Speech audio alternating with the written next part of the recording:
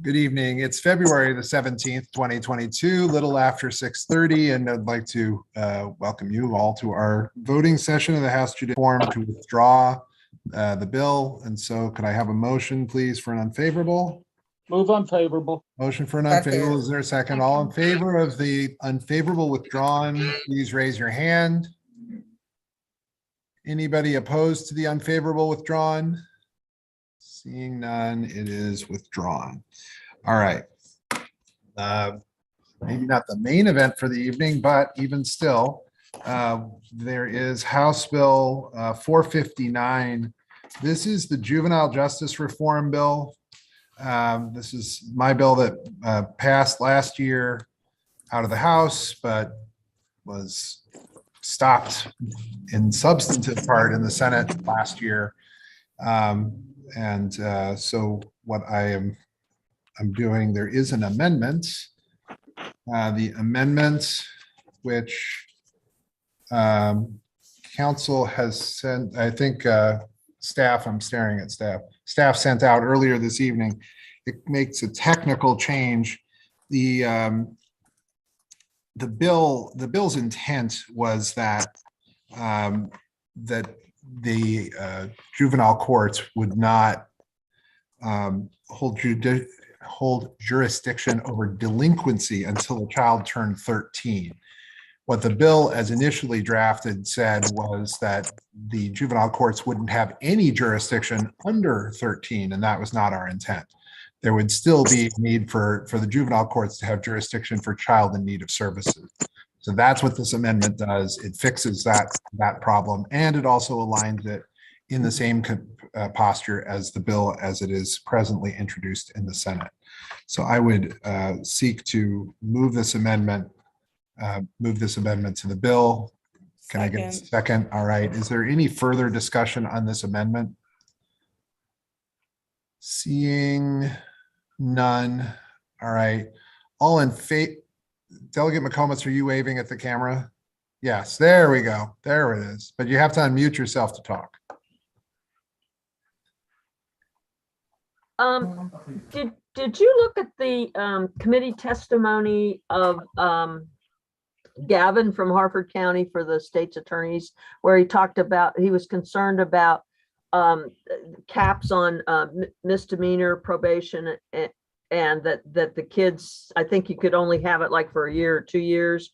And then if the kid was uncooperative, that, you know, they would be released. Did that change in your bill at all? It didn't change in the bill. And this was something that we had discussed in the Juvenile Justice Reform Council. And there was sort of a broader consensus there where people felt that the trade-off was worthwhile, in that a longer probation, perhaps a probation in the juvenile side that took them into being 18, 19, 20, 21, really didn't make that big of a difference. And so having a finite term of probation made a little bit more sense. So that was, again, these were the recommendations that pretty much were all, I think it was 23-1 passed out of the council. Who was the one? I don't actually remember who the one was. I was just sitting here trying to remember that just now, but I don't recall who the one person was. It actually wasn't me. Well, no, I didn't think it would be you, but No. what I was wondering is, was it a state's attorney though, or a judge? I think State's Attorney Schellenberger, I know he served on the panel, and he was supportive of the total set of recommendations when it finished as a whole. So Well, I know the last time we had the bill in 2021, that was like 5 votes against, 5 votes, I think. Wait a minute. I think that's right. Yeah, five votes, but they don't tell you who. So you don't know, I don't have a photographic memory, so I don't know who. Yeah, when you pull it up. No, it's on there. You can click on the vote from last year. It says vote in judiciary. But in any case, we're on the amendment. Right. Yeah, we're on the amendment, which would align it with the Senate bill. Are there amendment?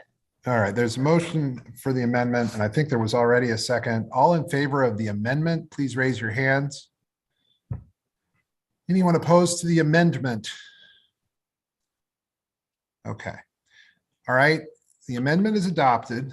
We'll go now to the bill. Can I have a motion on the bill as amended? Move favorable. It's a motion for a Second. favorable in a second. All right, discussion on the bill as amended.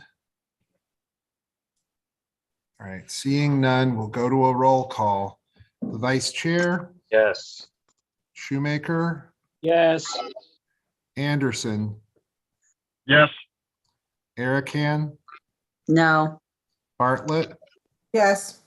Carden, Yes. Conaway, Yes.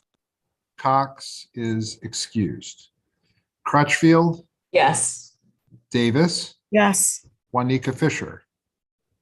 I'm not sure about the sponsor, but I'm gonna say The yes. real sponsor problem. I'll tell you that. Real. No, just joking. Yes, Mr. Chair. All right. Grammar, No. it's the sponsor. Howell, Yes. Jones, Yes. Lopez, Yes. McComas, No. Munoz, No. Chetty, Yes. Cham, I'm a no. Tolles, I am a yes. Williams. Yes. The chair will vote aye. And that's 5, 6, 7, 8, 9, 10, 11, 12, 16 to 5. All right. The floor. And now, House Bill 837. I'm going to start with this one tonight. There's also House Bill 1, which is the bill that enables the referendum, but the substantive bill is House Bill 837. And what I'd like to do is, without totally belaboring the point, I'm going to roll through the bill and kind of give the greatest hits in the bill. And then outside of that, there are some amendments where I believe that there appears to be, if not consensus, I think that there are some amendments where there's at least broad support that I think we could talk about tonight. And then there'll be some things that we'll move on with tomorrow. My goal is not to keep us here all night. My goal is to kind of go through the bill, start to answer any questions about the bill, and then go from there. Claire Rossmark, our counsel, is on the line, so she's available for any questions that anybody has, and we'll be able to ask her whatever you would like. So, starting on page 4, basically page 4, this is it enables the creation of a baseline study that the Medical Cannabis Commission would complete, that would look at patterns of use among certain groups of people, incidents of impaired driving, hospitalizations, calls to poison control, and diagnoses of cannabis use. January 1st, 2023, the commission would submit the report on its findings and then would come back every 2 years and update those findings. It would be paid for by the Public Health Fund, which is a little bit later in the bill that we'll get to. I think I'm going to go a little while and then I'll stop for questions and then we'll kind of go from there. Let me get through the first parts of this, and then before we get to the public safety part, I'll stop and then we'll take questions on these first 2 things. We also establish a cannabis business assistance fund. Purpose of the fund being to assist small minority-owned and women-owned businesses entering the adult use cannabis industry. The fund would be funded in this fiscal year with money from the budget. Perhaps in future years, it may receive revenue from some of the revenue from the sale of recreational marijuana or cannabis, but at this point, it would get money from the budget. The fund would be used for grants and loans to provide license application assistance to participate in the cannabis industry, assistance with operating or capital expenses of a business participating in the industry, targeted training for the adult use cannabis industry. It also would provide for grants to historically Black colleges or universities for cannabis related programs and business development organizations, including incubators. The process regarding a little bit of the process regarding how the grants would be distributed is also in the bill. And that's about all that is. That takes me to page 7. I'm going to stop and ask if there are questions about the baseline study for the health information or about the cannabis business fund. Delegate McComas. You're muted. You're still muted. You're still muted. All right. I'm not muted now. There we go. So my question is, okay, they are going to study what the actual use of cannabis is before it's legalized, correct? Correct. The idea would be that they would complete the initial study by January 1st. The referendum, which of course is the other bill, the referendum would obviously happen in November, would be certified somewhere in the late December timeframe, and then they would be working already, because that piece of the bill becomes effective, I believe, in June. So they would be able to start right away on the study. So the study is going to be for 6 months or a year, or? Study would be from June 1st to until they have to provide the report January 1 of 23. Okay, so it'll start June 1st of 2020. 22, yes. Yeah. Of this year, correct. Right, 22, okay. Now, do you think 6 months is enough time to be able to complete the study? I think that's one of the issues that we've been talking to the Medical Cannabis Commission, and it's possible that there is an amendment forthcoming on this issue, where it's possible they need another couple months added on to that. It could be March that they would need to get that done. But I think that they can certainly get it done within the 9-month period. So that's the study, but the question is, are they going to go back a little bit, or are they just going to start from June onward? I think the argument is that you start from June of 22 onward, June of 22 onward, because that's obviously prior to the time that adult use cannabis, recreational cannabis, would be legalized. So you'd have a sense of the use, the amount that's being used now prior to legalization beginning. And the guys that are doing this study have done this kind of stuff before, so they know what they're doing. I believe that they would. I think they would do an RFP to put that out there, and they would be looking to make sure that they did a study that would certainly be able to cover the groups that were mentioned in the study. Okay. All right. Right. Thank you. Thank you. Delegate Davis. Thank you, Mr. Chair. This is not the disparity study, right? No, this is not. What is the purpose of this study? I mean, people are asking me questions, so I just need to be able to answer. What's the purpose of this study? The work group, when we met over the interim, it was something that the Department of Health and I think some of the public health advocates asked for, was just to have a baseline to say, okay, here are the number of people who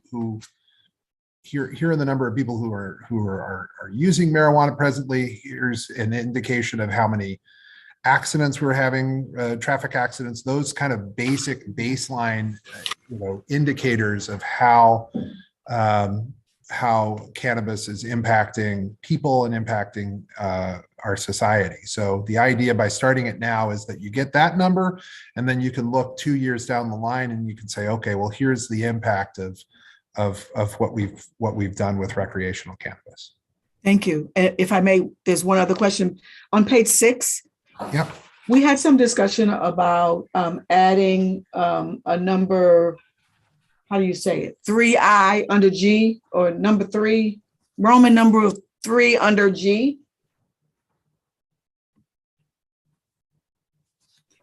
Am and perhaps adding, I was concerned about only after G1, that the money from this fund could only be used for these two things. So we have been talking about monies for targeted populations for restorative justice purposes. So when you and I talked, we talked about the fact that we would add a 3 there, and that we could add, the money could be used for targeted populations and restorative justice purposes. I know that people have talked about that. I think that the idea was that this fund in particular was to be used more for the startup of businesses related to adult use or recreational cannabis. But that's something that I'm certainly happy to think about a little bit more. But I think that this was geared more at starting up the market as opposed to the restorative justice. It's not to say that that's not an important part of this, but that's kind of outside what this specific fund was seeking to do, I think. This is the MBE study, correct? No, This is not. this is not the MBE study. I don't believe that this is the MBE study. No, It's just under economic development. it's under the economic development, right? Okay, thank you. Okay. Delegate Chan. Thank you, Mr. Chair. Going back to the survey real quickly, I don't want to get too far into the weeds, no pun intended. No, it's fine. We're going to get that a lot tonight, everybody. So, we can just count how many times and we'll be fine. Everybody can play along at home. It's great. Okay, all right. So regarding the first, on page 4, it talks about individuals under the age of 21 years old. Right. Are we talking like school age kids, 14, and asking them if they've used cannabis? Are we talking like 18 or 19-year-olds, or all of these age groups? We had focused more on just under 21 generally, and then over 55. We didn't focus as much on kids under 18. But that if that's something the committee is interested in, we certainly could. I don't know if that would be a difficult lift to add that to the study, but I'm taking notes now for what it's worth, and we can go from there.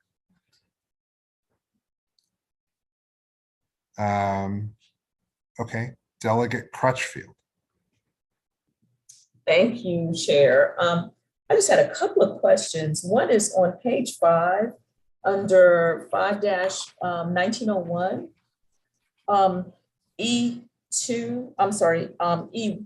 E1, where we talk about the fund is special, non-lapsing fund that is not subject to section 7-302 of the State Finance and Procurement article. And I guess I just want to understand why it is not subject to that particular article. One moment, please, and let me, because this is something that I've got a note somewhere else here. Hang on one second. Sure.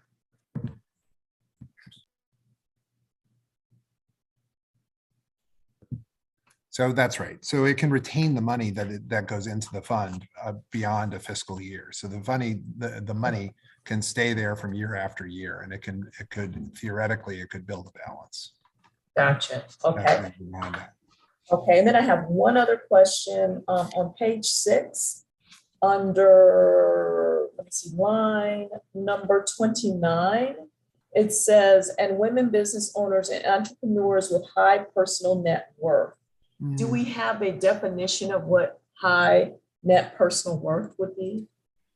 We do not have that definition, and we could try and figure that out. I think the challenge is defining what that is perhaps a little challenging, but maybe not that challenging. We can talk about that more. Okay, I'd really like to do that. Thank you. All right. Delegate Conaway. Thank you, Mr. Chair. So to put this another way, the study would be capturing information on people who are 21 or under who are illegally using marijuana. Is that correct? That would be part of the study, yes. And what kind of information is going to be gathered? Well, we actually, I want to mention that during the work group, we actually got information from one of the people who presented that done a study that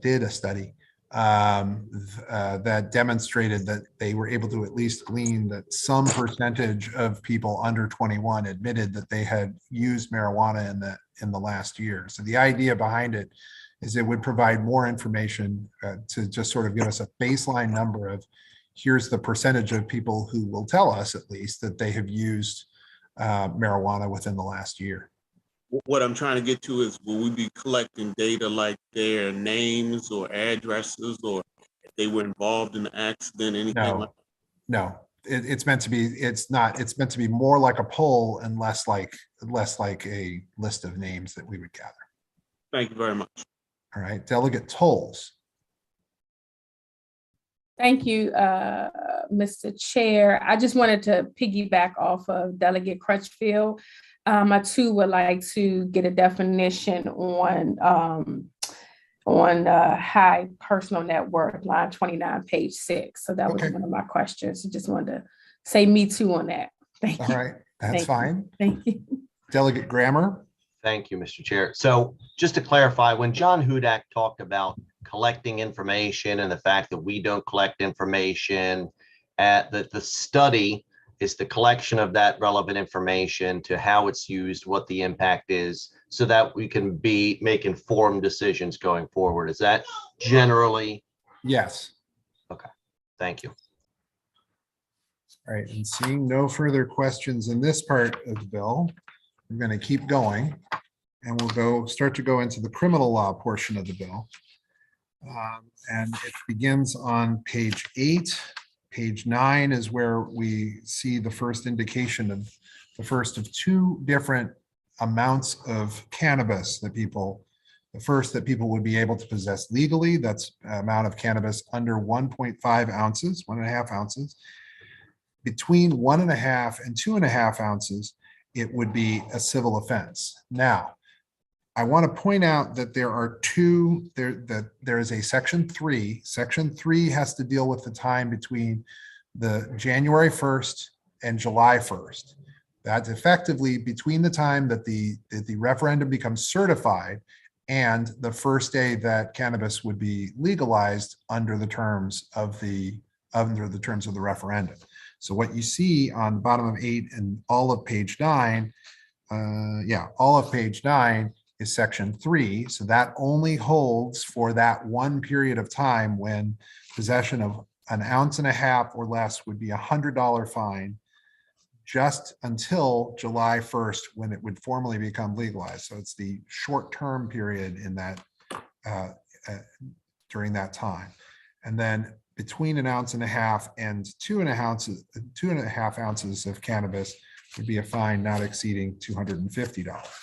Then in section 4, starting on July 1st, should the referendum pass, the individual amount again would be 1.5 ounces that would be legal.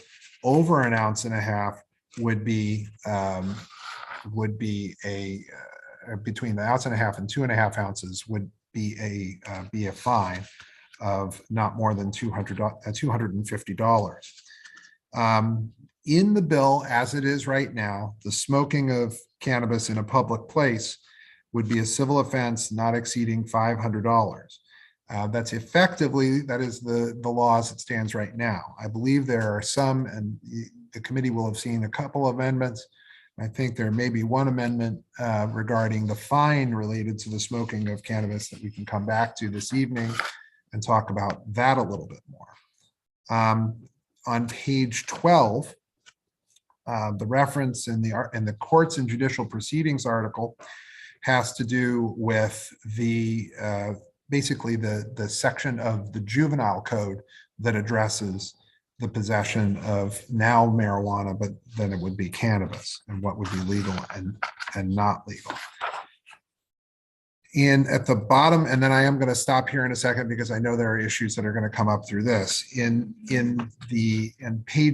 Starting in page 13, is the definition of cannabis. I will tell the committee that after the bill was released, we did hear from the Medical Cannabis Commission indicating that the definition of cannabis could be a little better refined. And so that is one amendment that we'll talk about here a little bit later tonight.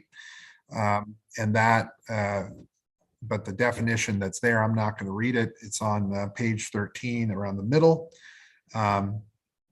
That is, I mean, it is what it is there in the bill. And I'm not going to spend a lot of more time on it. I already wasted enough time talking about it right now because we're going to need to tweak it a little. At the bottom of 13 are the requirements that police officer would issue a citation. They would not be, it's a shall issue a citation, not a may issue a citation for everything under 2.5 ounces of marijuana. That basically continues on through page 14 and changes those references to 2.5 ounces or less, where they shall issue a citation. And then that's more of that and still more of that. And there's more of the changing of the language from 10 grams, which was the decriminalized amount before, and changing it to 2.5 ounces on pages 14 and 15. And with that, I think I'm going to stop right there at line 6 on page 17, because then we start to go into other issues. And I'll see if anybody has any questions about the personal use amount or the fines for the possession of between 1.5 ounces and 2.5 ounces of cannabis after July 1st. Delegate Juanita Fisher. Thanks, Mr. Chair. I just wanted to ask you, would the committee be open to a may rather than a shall? On the citation? On the citation time. So, I mean, the shall requires the police officer to issue a citation as opposed, I mean, I think the committee heard a lot about the concerns from people in the larger community that they wanted to lower the possibility of arrest for people who would be in possession of the substance. So I think that's, well, I know that's why we left it as a shall for the citation as opposed to a may. Okay. All right, Delegate Davis. Thank you, Mr. Chair. I believe what Delegate Fisher, I don't want to put words in her mouth. I believe you corrected it. They may as opposed to arrest. But the idea that they shall issue one means that they have to do it every time, but maybe they don't issue a citation. So it could be written may instead of arrest. May issue a citation. No. You're saying that if they came into contact with somebody who had 2 ounces, for example, of marijuana, sorry, Delegate Grammer, that is a little distracting. If they had found somebody with 2 ounces of marijuana, you're basically looking for language that says they don't have to issue them a citation at all. Is what yeah, I was your kind of argument is? thinking, that's what I was trying to get at. I was thinking, can it be discretionary? Well, obviously, if there's something else going amiss, do all of that. I guess I was just thinking. I think they already have that discretion, though. I think they already have that discretion as it stands. They can just choose not to write the citation, and that's the end of it. If a police officer observes someone with over 1.5 ounces of cannabis, and it doesn't make a sound, it sounds like a tree falling in the forest argument a little bit. I'm not sure how would we even know, I guess. But maybe I'm missing something too. I will write it down and make a note of it. And I don't mean to be disrespectful. I just feel like the police officers already have that discretion not to write a citation if they don't want to write a citation. I don't know. I think there's a greater risk that the may could get misconstrued in different ways, which I didn't think we wanted them to do. But we're telling them they have to issue a citation. If they're going to bring a charge, yeah. I mean, if they're, if they have the evidence and they choose to go forward with writing the citation, yes, they shall write a citation. But I don't think that's the point of that section, or the way of at least the statutory construction. Certainly not the way that I think that they act upon that. I think they view it as, if we're going to go forward, you have to issue the citation. If they choose, they don't. If they see somebody with 2 ounces and decide not to go forward with it, then they just don't write the citation.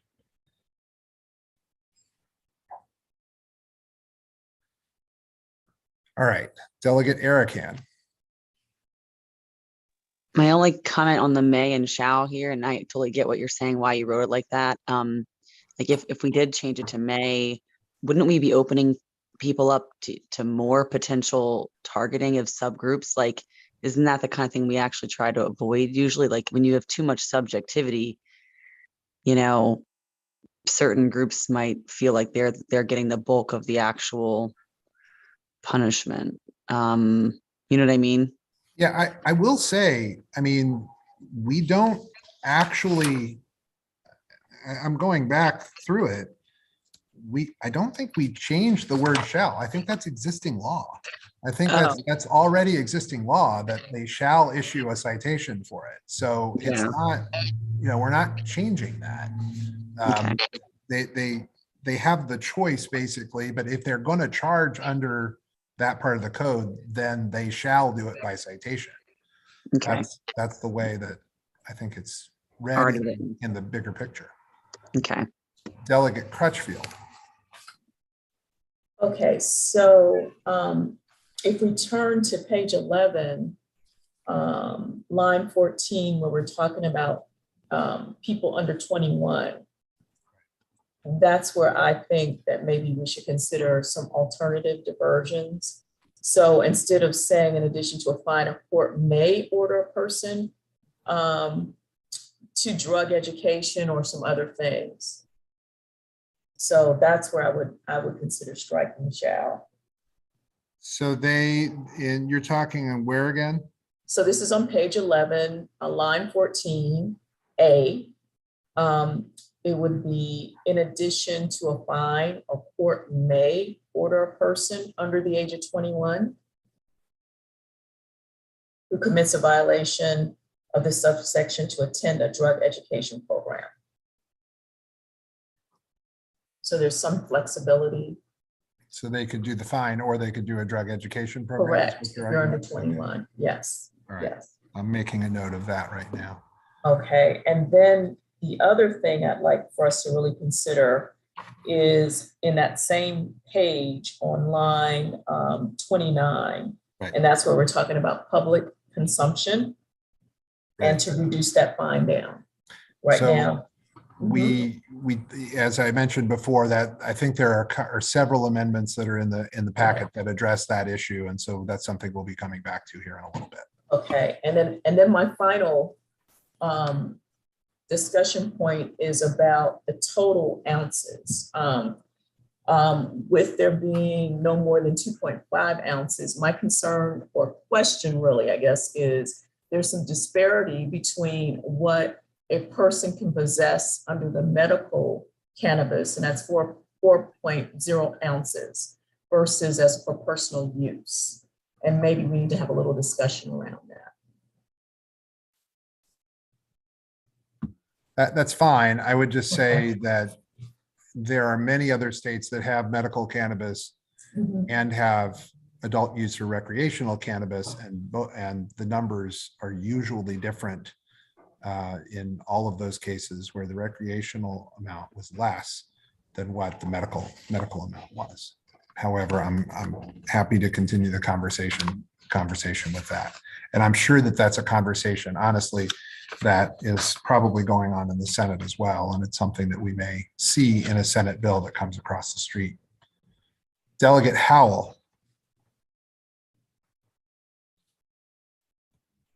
Yes, Chair, thank you for recognizing me. My question is about public.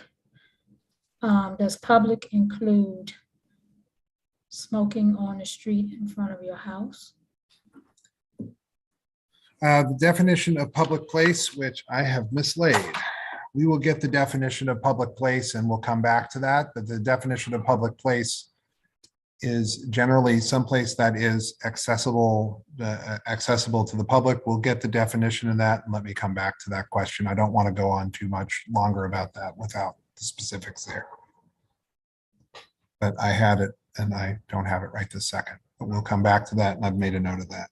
And then the other question I have is that a lot of people, especially young people, they have the misconception that if they get caught with cannabis, that they will not be arrested at all, won't get a fine or anything like that. And this section where they're talking about they shall get a fine, that seems to be different from the conception that people have now currently. Well, they shall get a citation, and then if they decide to go to court on the citation, then the judge can set the fine as to whatever it is, so long as it doesn't exceed that amount. And that's existing law right now.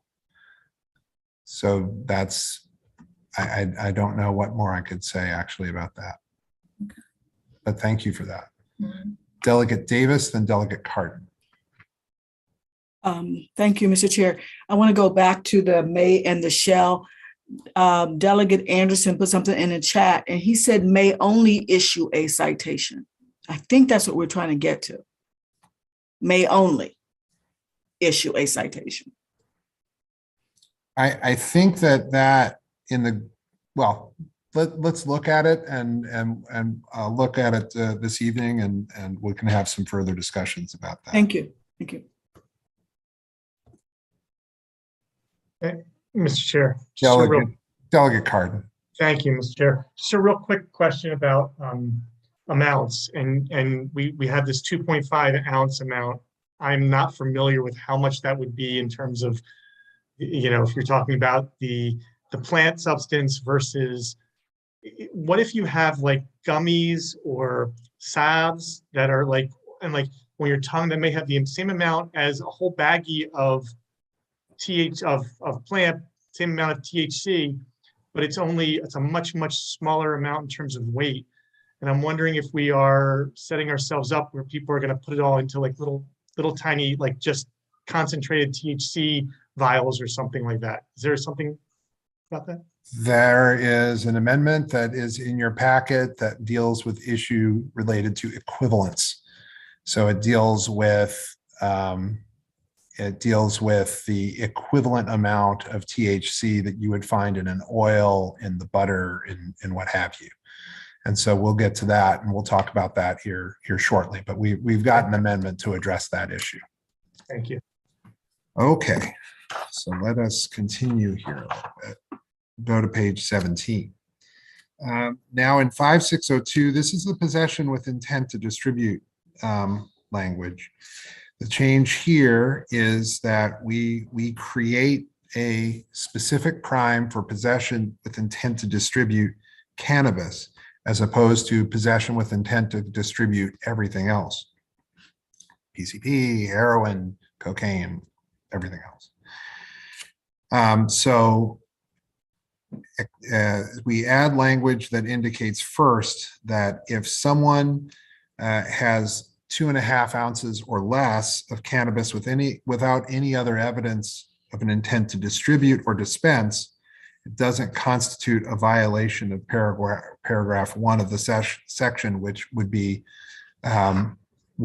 say that you cannot distribute or possess and distribute cannabis after the referendum becomes law.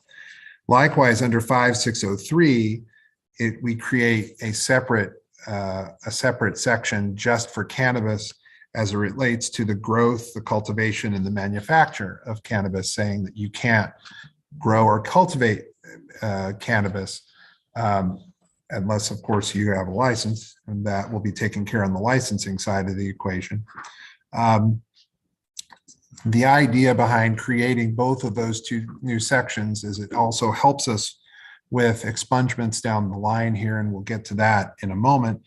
but we also lower the penalty, which presently is a felony for both possession with intent to distribute and for manufacture. It's presently 5 years for both of them. It would be a 3-year misdemeanor instead for both of them. I'm going to put a pin here. There are issues that deal with both, that address both of these sections. One has to do with sharing. There is an issue as to, if people have cannabis, they are at someone's house and they want to share the cannabis. Technically, it would be considered to be distribution if they shared it to another person who was 21 years old. I shared it really with anybody. But having said that, the idea, I think, and I think another one of the amendments that is in the packet tonight would seek to address the issue of sharing and would create a definition of what would be allowed as sharing, consistent with what Virginia passed as part of their law, and taking into account some of the issues that Washington, D.C. discovered with their sharing law. That is 17 and 18. I'm going to go into expungement a little bit, and then I'm probably going to stop right after that and won't go too far into it. I will say that again on 18 is an addition of possession with intent to distribute cannabis and growing and manufacturing of cannabis that indicates that both of them may be charged by citation. They may be charged by citation after July 1st. So in other words, the new possession with intent to distribute marijuana and the new manufacture and growing of marijuana, I should say of cannabis, would be possible to charge those by citation as opposed to effectuating an arrest. We then make changes to the expungement rules with regard to cannabis. On page 20, we allow for the automatic expungement at the bottom. I think that is, oh, well, I'm sorry. And the vice chair will correct me if I'm wrong, or counsel correct me if I'm wrong in 10-105. I believe that begins the process for expungement of simple possession charges in those cases. But on the top of page 21, anyone who is incarcerated from having been convicted of possession of cannabis at the time effectively that this law became effective, which would be around January 1st, should say January 1st of 23, would be able to file for resentencing and be released on that day. In the middle of 21, we pierce the unit rule and say that if you were charged with a minor traffic violation or you were convicted of cannabis and some other crime, that you could expunge the cannabis conviction in both of those cases. We also make it so that the expungement of possession with intent to distribute cannabis could be expunged within 4 years as opposed to 15, which is the current law. On page 24, and this is where I'm about to stop, on page 24, we have the language that would enable the judiciary to expunge what we call the single shot cannabis conviction. So if they only were convicted of cannabis, then they would be automatically expunged from their record. And I will rely on the vice chair if people have questions related to the expungement section of this. I've gone through a lot. I will say that there are issues related to sharing. There's issues also related to people who want to grow their own marijuana that have come up within the committee. The issue related to sharing, I think there's an amendment that addresses those concerns. I think there may be some more discussion regarding home grow that we'll have over the next day. But having said that, I will start to take some questions on this section and go from there. Delegate Jones, Rachel Jones. Thank you, Mr. Chair. My question goes back to page 17, at the bottom line 25, where it gives the exception about cultivating, growing, manufacturing, distributing, cannabis. I feel like there's a little bit of a loophole there with the way that that's written, because if we don't know yet how it's going to be regulated and taxed and sold or dispensed, I don't know that I have enough clarification on how this language as written still keeps people from being sort of criminalized. I get the idea is to pivot people from the Black market to a legal market. But I think, do we have any inclination yet if the licensure process is going to be similar to how it was with medical cannabis?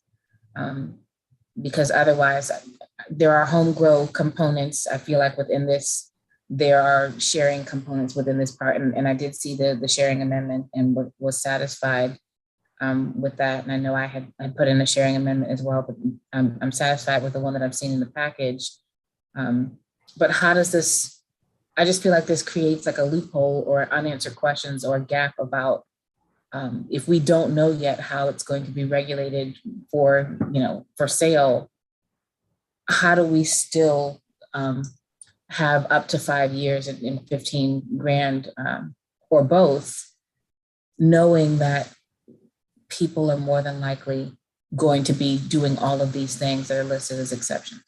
So first of all, the penalty for the growing, manufacturing cannabis is a 3-year misdemeanor, not a 5-year felony anymore. So it's changed a little bit down the road in the bill. So that is one thing that is different. I do see that now. I'm sorry. Mm-hmm. Yeah. The issue, sort of the broader issue that you're talking about is that of whether people are able to grow their own marijuana. And I think that's been an issue.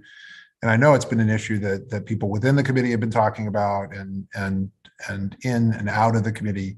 And so one of the things we did, and it is later in the bill, but one of the things we did later in the bill, and I think section 7, which I'm not jumping to it totally right now, you don't have to jump to it, but we put in a study for the medical marijuana, for the Medical Marijuana Commission to do a study on allowing medical patients to do home grow and what that would look like.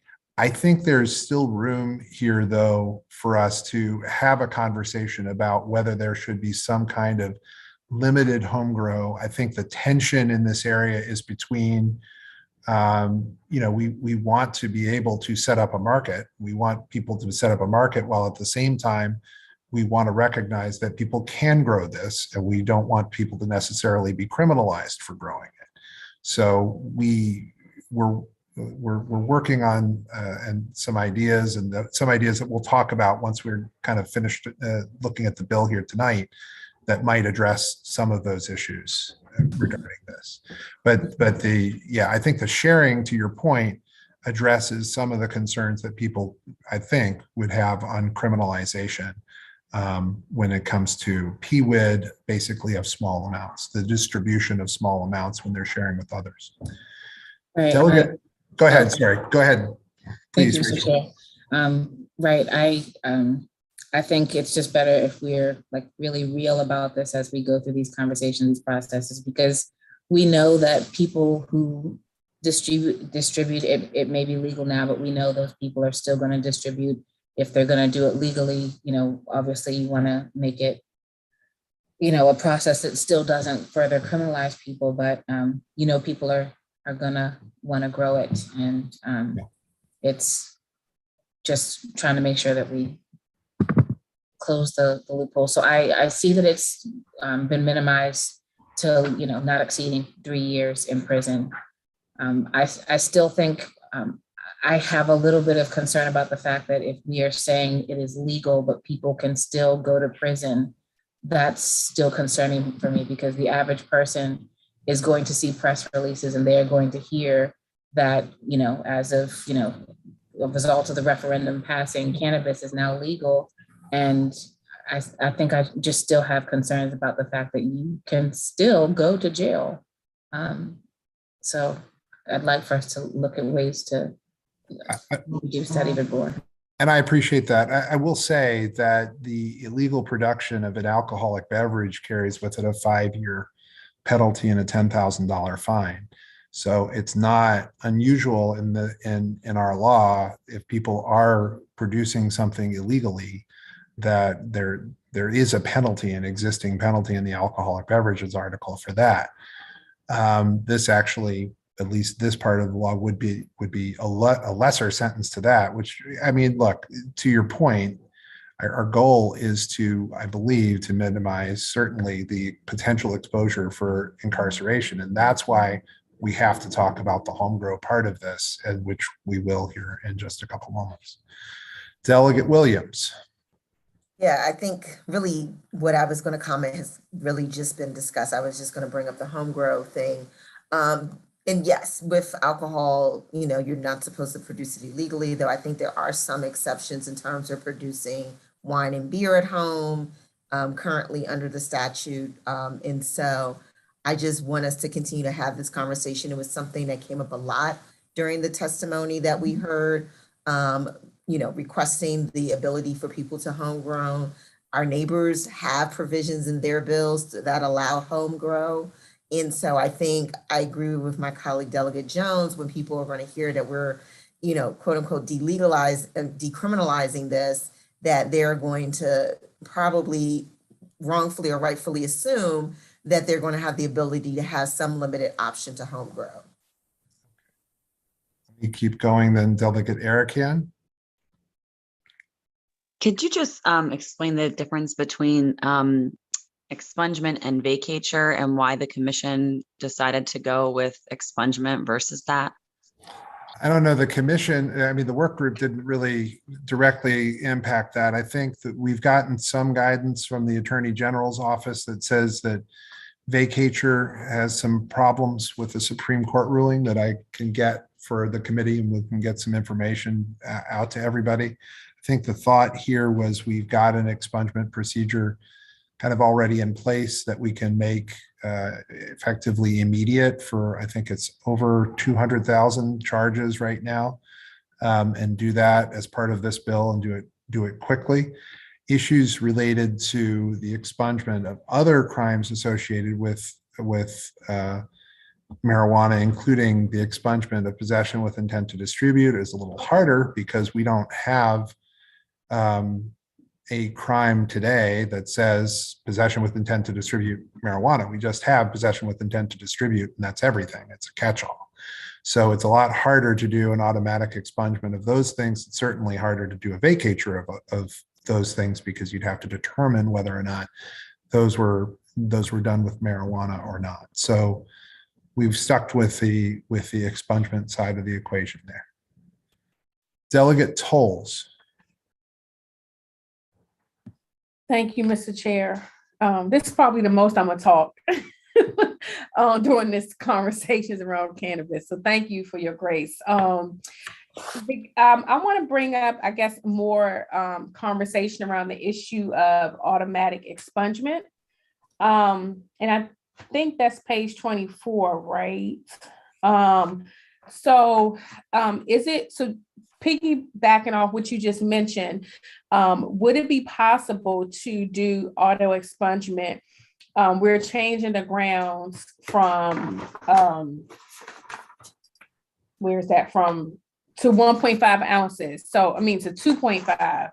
So anyone that would say at 10 grams of marijuana without the intent to distribute, would it be possible to do automatic expungement for those individuals that was 10 grams of marijuana, since we're now changing it to 2.5? So that's question one. So your question is basically, if somebody was in possession and was convicted of 2.5 ounces of marijuana, could we find a way to automatically expunge those? Let me say this. So 10 grams, and now we're changing to 2.5. I understand that. Yeah. What I guess what I would say is that what the bill says is, if they were convicted of possession only of marijuana, Mhm. then that's going to get expunged no matter whether it was 10 grams, Okay, 15 grams, or 52 grams, 54 grams, or 56 grams. okay, They're gonna, that charge would get expunged no matter what. So okay. yeah, and we really don't want to get into trying to have the judiciary figure out exactly how much marijuana was involved in an individual possession case. Okay, sure. So my original question was the auto expungement as opposed to, and you may, I didn't see one in the packet. I just kind of skimmed through the latest packet that was sent out, but it goes to, you know, having to apply and put an application in and having someone, you know, figure out how to do that. I do think it causes a real concern for me around equity and folks understanding how to do that. And so I don't know if there is a way, even if it was within, you know, one of the council that's being put together to, you know, have some folks on there like a subcommittee or something to be able to go through. I mean, it is a judicial issue, but I do think that we need to be able to auto expunge people without having to go through the application and figure it out and have them kind of seek us. We automatically do it. I know we can talk around that. No, that's all right. So we do, again, the automatic expungement is just that. It's an automatic expungement. So those charges would go away. The references to having to file have to do more for, in this context, with possession with intent to distribute. Mhm. We do create the faster 15 years goes down to 4 for possession with intent to distribute marijuana. The other thing that we do in the bill is we put money aside for the Maryland Legal Services Corporation, and we're getting to that part, so that they can provide assistance for people who need assistance with expungement. We hope to give them money so that they can find providers to help people deal with expungements of those kinds of cases. And that way, I think that we can address that equity issue by having more people there to help. So they wouldn't have to apply for an application. They wouldn't on either of these cases. Would they have to send an application in, or would that be something that they just wake up one day and it's gone? The straight possession charge would be an automatic expungement. But intent. The possession with intent they would have to apply for. And the money, again, I should have said, the money for the assistance will come in the budget. It would not come in this specific bill. Okay. So I don't know how we can work that piece out with the intent, because I do think there does leave it. I don't know how to do that from a statewide perspective, but so I would just concede that, but I guess the automatic with the intent to distribute, because even with the legal services, people just don't realize how to get that, right? I mean, Yeah.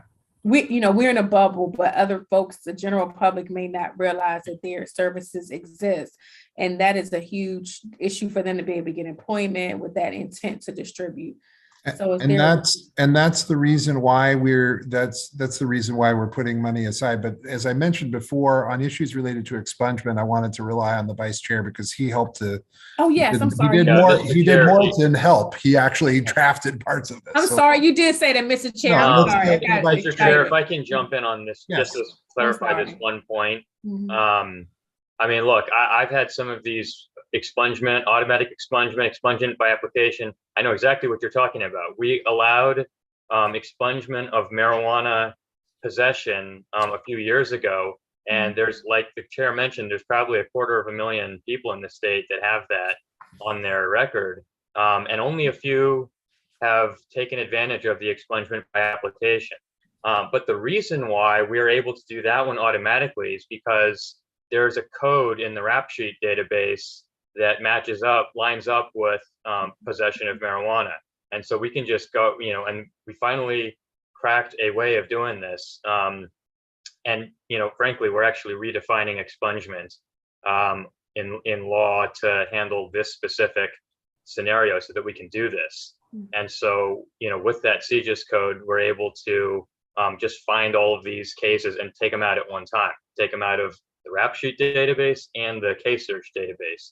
But as you've heard with possession with intent to distribute, I mean, the problem is every time we draft a bill to do this stuff automatically, the judges are going to come in and tell us it's going to cost $1 gazillion because it's mixed up with the heroin, the cocaine, and whatever. And further, the amount stuff gets weird because in 2014, we allowed 10 grams, but before that, the amount of marijuana wasn't really a tracked feature in some way. And so you just have to cut your losses on some of this. And we chose what could easily be done automatically without the judges coming in and or corrections coming in and blowing us up with a $50 million fiscal note, which is what they did on the last automatic expungement bill. So I wish we could go further on this, but I think it's pretty decent if we take care of it for everyone, for the ones that we can do easily, and allow them to come forward for the rest, and then even pay for extra help. And we're told that over time, we may have better tech tools in the court system to be able to hunt down these cases in a more efficient manner. But I think it's a decent start, at least for that. And most states have not figured out a way to actually do this. So I also feel pretty good about that. And I should pile on and mention that not only are we asking the budget committees to set aside money to assist with expungements, we're also setting aside money for the judiciary to be able to pay for any additional costs in handling the expungements. They came in with a letter saying that it would cost about just a little under $4 million. And so we're seeking the $4 million so that they'd be able to do it. Okay. I just All right. hope thank you for that. I know we kind of touched on it before. I just hope it's something that we can look toward doing in the future, later on down the line, a year or two from now, being able to have an easier process for people with this particular category. So. Well, and I think that we make it easier for people going forward first by creating the separate, I mean, it is a little bit perverse, but we create those separate crimes that then down the road that you'd be able to look at expunging. Okay, thank you. Thank you, or expunging in a different way. Delegate Lopez, and then we're going to move on. Thank you, Mr. Chair. I had some questions about expungement, but they were answered in the last exchange, specifically about what type of resources would be given to those people who are going to be petitioning. One very quick question, though, is when it comes to people who are petitioning for PUID, it says it has to be 4 years after they've satisfied all of their sentencing. Is that a standard legal convention, or is there some significance that's associated with that number? It's roughly equivalent, I think, to other misdemeanors that are on that list. Right, and it's 4 years after the end of their sentence, after any probation that they complete. All right, so now we are at the bottom of page 24. Those of you watching at home, don't stick with us here, but we're getting there. This sets up the Public Health Advisory Council, sets up the membership of the Public Health Advisory Council, and establishes the Cannabis Public Health Fund. It has the representatives of the Public Health Council on page 25. More information about the membership on the 26th. The term being a 4-year term. Who gets to be the chair? More about the Advisory Council on page 27. On 28, there's the creation of a Cannabis Public Health Fund that is meant to support the Advisory Council. It will help fund it will fund the data collection that we talked about at the very first part of the bill, providing information and education and public awareness campaigns related to cannabis use, supporting substance use disorder counseling, treatment for individuals, and training for law enforcement to recognize impairments due to cannabis. I'll put a little flag in this area. One of the things that we want the council to take a look at, and there's an amendment in your packet, would have to do with stopping and ensuring that regulations are in place that are in fact already in place on the medical side to prevent edible forms of well, THC that has been turned into edible forms, gummy bears, things like that, to stop them from looking like things that are attractive to kids. That is already in, and I'm really making that, shorthanding that a little bit, is a little more involved of a definition than that. But that's already existing regulation that exists related to medical marijuana. You can't have one that looks like SpongeBob SquarePants. You can't have them that look like animated characters or something like that, gummy bears that look like that, so that you are keeping kids from getting engaged with them. So that's an amendment you'll see here in a little bit. At the bottom of 29, again, the definition of cannabis, and we talked about this before, there's an amendment coming with this. The advisory, oh, no, not that. Also, though, starting on page 29 and 30, has to do with the Clean Indoor Air Act. Anywhere that you can't smoke tobacco, you also will not be able to smoke marijuana. And that is on page 30, 31, 32. Yeah, 30, 31, and 32. On page 33, we get into the later sections of the bill, including the terms that the Public Health Advisory Council would serve. Section 7 is the disparity study. The disparity study would begin, they would be looking at a previous disparity study and then looking basically at the current state of the medical marijuana universe and the medical marijuana market to determine what barriers exist to different groups. They would have to review that data. They would be collecting data from different current participants in that market. And the goal would be to have that disparity study done on December 1st. On page 35, and that is a big thing, and I do feel like I'm jumping across there, but I do want to get to the end here, and then we'll take questions. On page 25, again, is the home grow, asking the Medical Cannabis Commission to study and make recommendations for a home grow program, and then cleanup of language within the code, changing marijuana to cannabis in the code. And then the final sections all talk about the effective dates of different parts of the bill, including the most important one, the vast majority of the bill, or the most substantive part of the bill, doesn't become law unless the referendum passes in November of this year. So with that, Delegate Crutchfield has raised her hand. We'll take questions on this last section of the bill. Thank you, Mr. Chair. I wanted to just kind of focus back on the requirements of the disparity study. And I know it mentions that the current, I guess, Medical Cannabis Commission will seek out, those already existing licensed growers and processors. But is there any language that says that they must participate? Because I'm a little concerned that we don't get the right data. I mean, if people opt out or whatever, then we won't get the data we need. So can you just tell me a little bit about that? That is a question that I'm happy to get more information on. I'm going to need to get more information on it.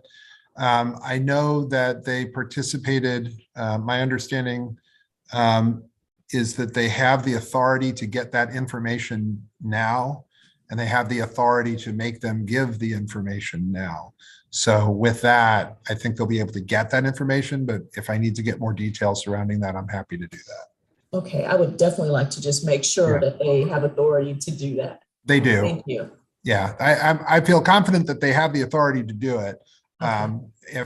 If you have more questions into the details or the weeds of for that study, we can certainly get that to you. Okay. Delegate Cardin. Thank you, Mr. Chairman. And this, I'm not sure this relates to this specific section, but since we're at the end, I figured I'd ask it now. let's just say we did this, the original healthcare study that was spoken about in the very beginning. And we do a baseline study, and then we do another study, or we get more information in 2 years after this has been put in.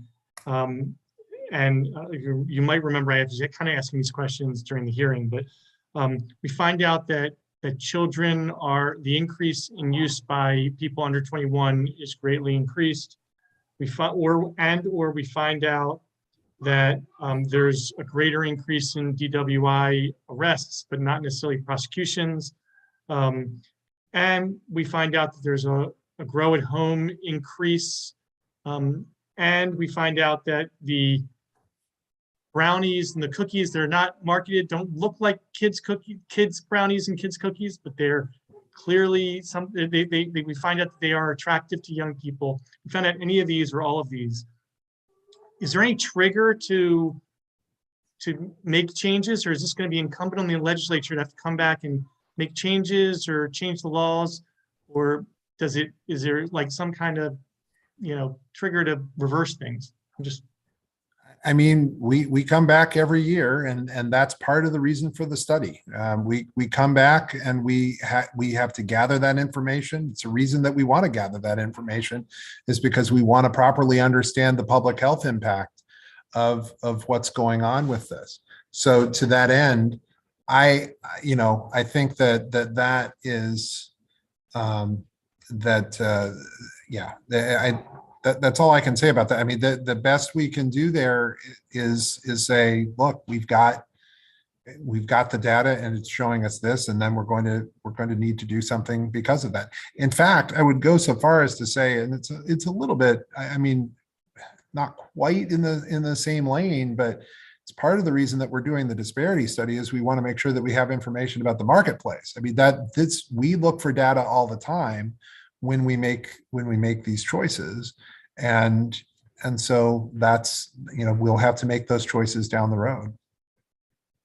I have a little more information that the medical cannabis, going to Delegate Crutchfield's question, the Medical Cannabis Commission already has the authority to ask for that information and can get that information from the people already participating in the medical marijuana market right now. Thank you, Chair. Yep. Mr. Chair, just one follow-up is, if they come up with a study on and come up with a policy on home grow, we may want to bring Ways and Means in to figure out if there's any kind of things we can put on our tax forms, so that we can, I don't know if people are gonna put that in writing, but there could be some tax implications there. I understand that. Again, we don't go into the tax consequences of this, and we don't deal with the specifics regarding specific licensing or how we would build the specific program just yet, in part, especially on the second part, because we want to make sure we have the disparity study first. Having said that, on the taxation side, we also kind of want to leave that question open, because that does tie back into how that would work, and how the licensing, they are interconnected, the licensing side and the taxation side, to be sure. All right, that is the bill.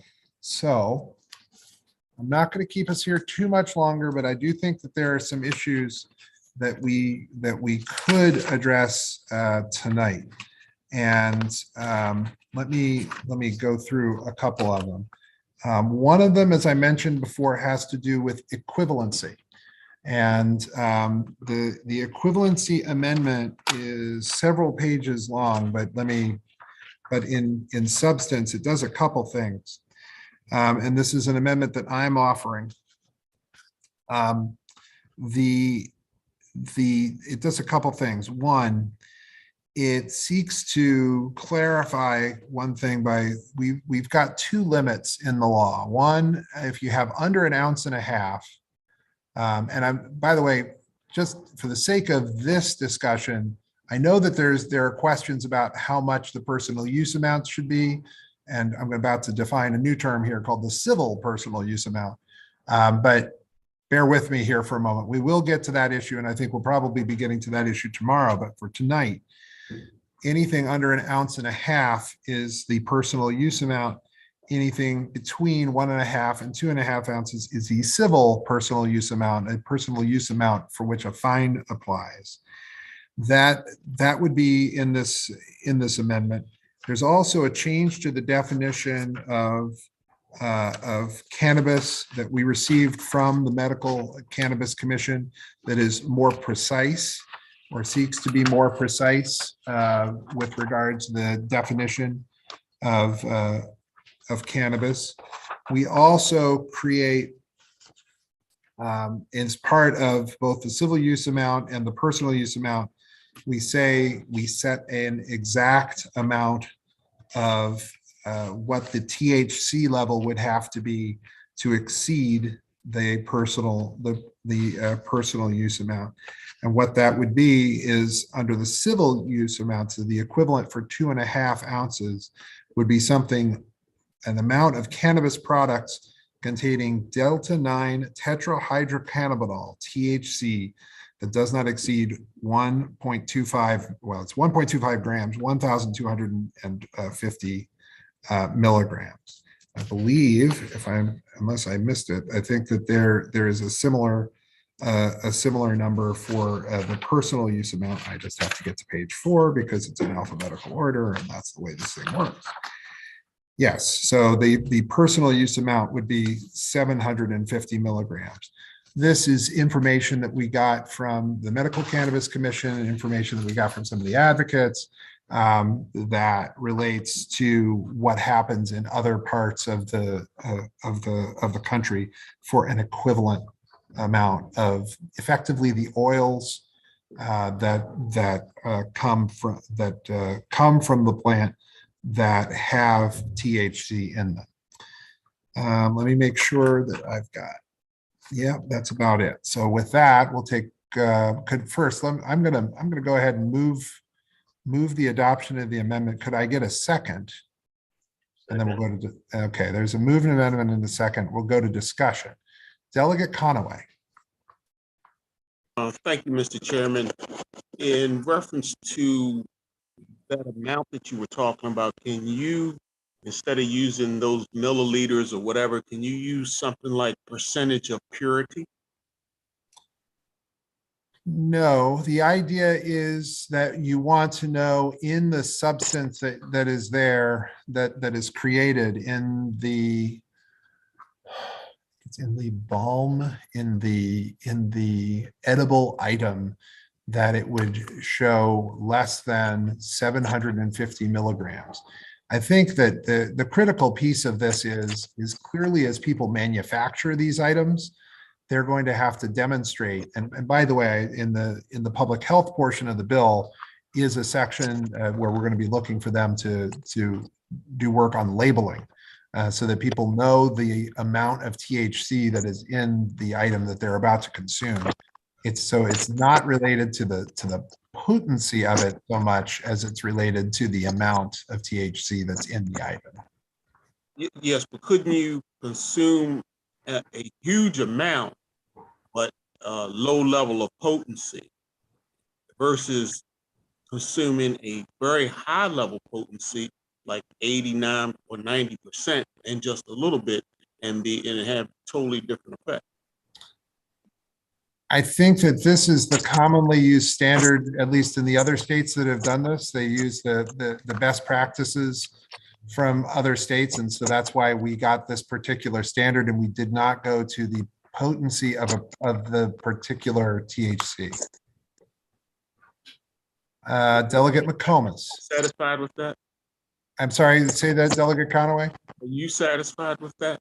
I'm satisfied with it, and satisfied with it because it came from the experts at the Medical Marijuana Commission, and they've had experience dealing with this now over the last several years of regulating medical marijuana. So I'm satisfied with that. Delegate McComas. Just a brief question. They were talking about the folks from Colorado, the dab, where the kid put a dab on himself, and it was a very high THC limit, and he killed himself by jumping off a building. I guess what I'm kind of concerned about is, I'm not sure that the medical marijuana industry is able to, and maybe they are, calculate how much THC, how much potency, to really do a real drill down on all the chemicals and the analysis of what's what, like we do for food. Do they have the ability to do that? Because I think people need to know, what they're taking and all the different chemicals involved. I believe that they are, and I think that's something, again, that the public health side of it will ensure for the adult use market, as well as what's already happening in the medical market. And I believe, and I don't know if anyone, I believe that is pretty much already done as it stands right now. But I think that, that particular kid in Denver, that would probably have been a higher THC amount that was allowed. And thus, as such, it would not be something that would be legal to possess under this bill. Or at least under this, with this amendment added to the larger bill. And ultimately, part of the medical process is that labs are able to determine the specific content of the products, and that's how that information gets on the label, and then that's how that information gets to the public. And the labs are like regular scientific drug labs. In other words, they're certified, and their machinery and everything is calibrated and all that good stuff. Yes.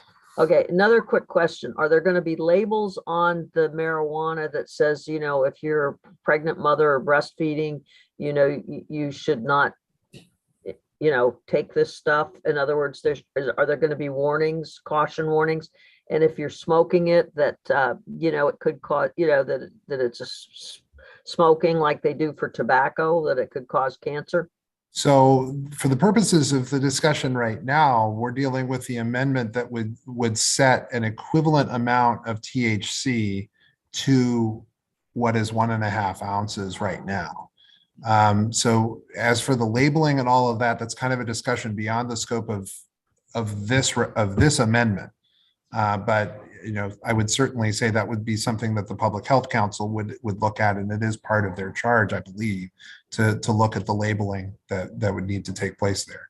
But again, I kind of want to bring us back to the amendment before us. Just it adds in the specific amount of THC that would be the rough equivalent to 1.5 ounces and 2.5 ounces of cannabis. Are there further questions regarding the amendment? Delegate Davis.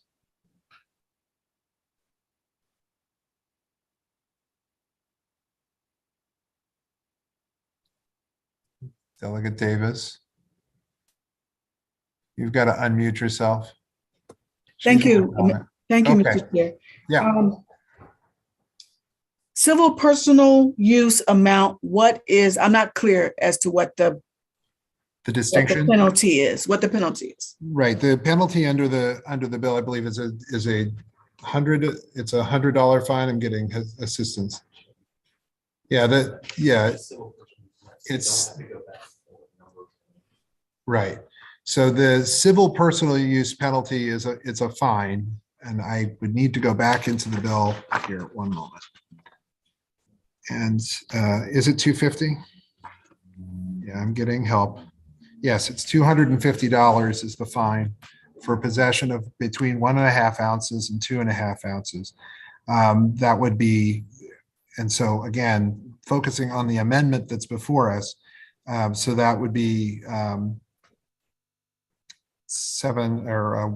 would be 1,250 milligrams, 1.25 grams of THC. So again, for the purpose of this amendment, it's seeking to create that equivalence between the amount of marijuana and the equivalent amount of THC. Okay, thank you. All right, thank you. Further questions? I don't see any further questions. There was a motion and a second on this amendment with regard to equivalency. The number at the top is 443126/1. All right, all in favor of the amendment, and I'm going to be asking you to keep your hand raised until I call your name, and then I will ask you to lower your hands so that I can keep track. So this is 443126. All in favor, please raise your hands. Delegate Shetty, Bartlett, Howell, Erican, Lopez, Davis, Moon, Jones, Crutchfield, Carden, Fisher, Shoemaker, Conaway, Grammer,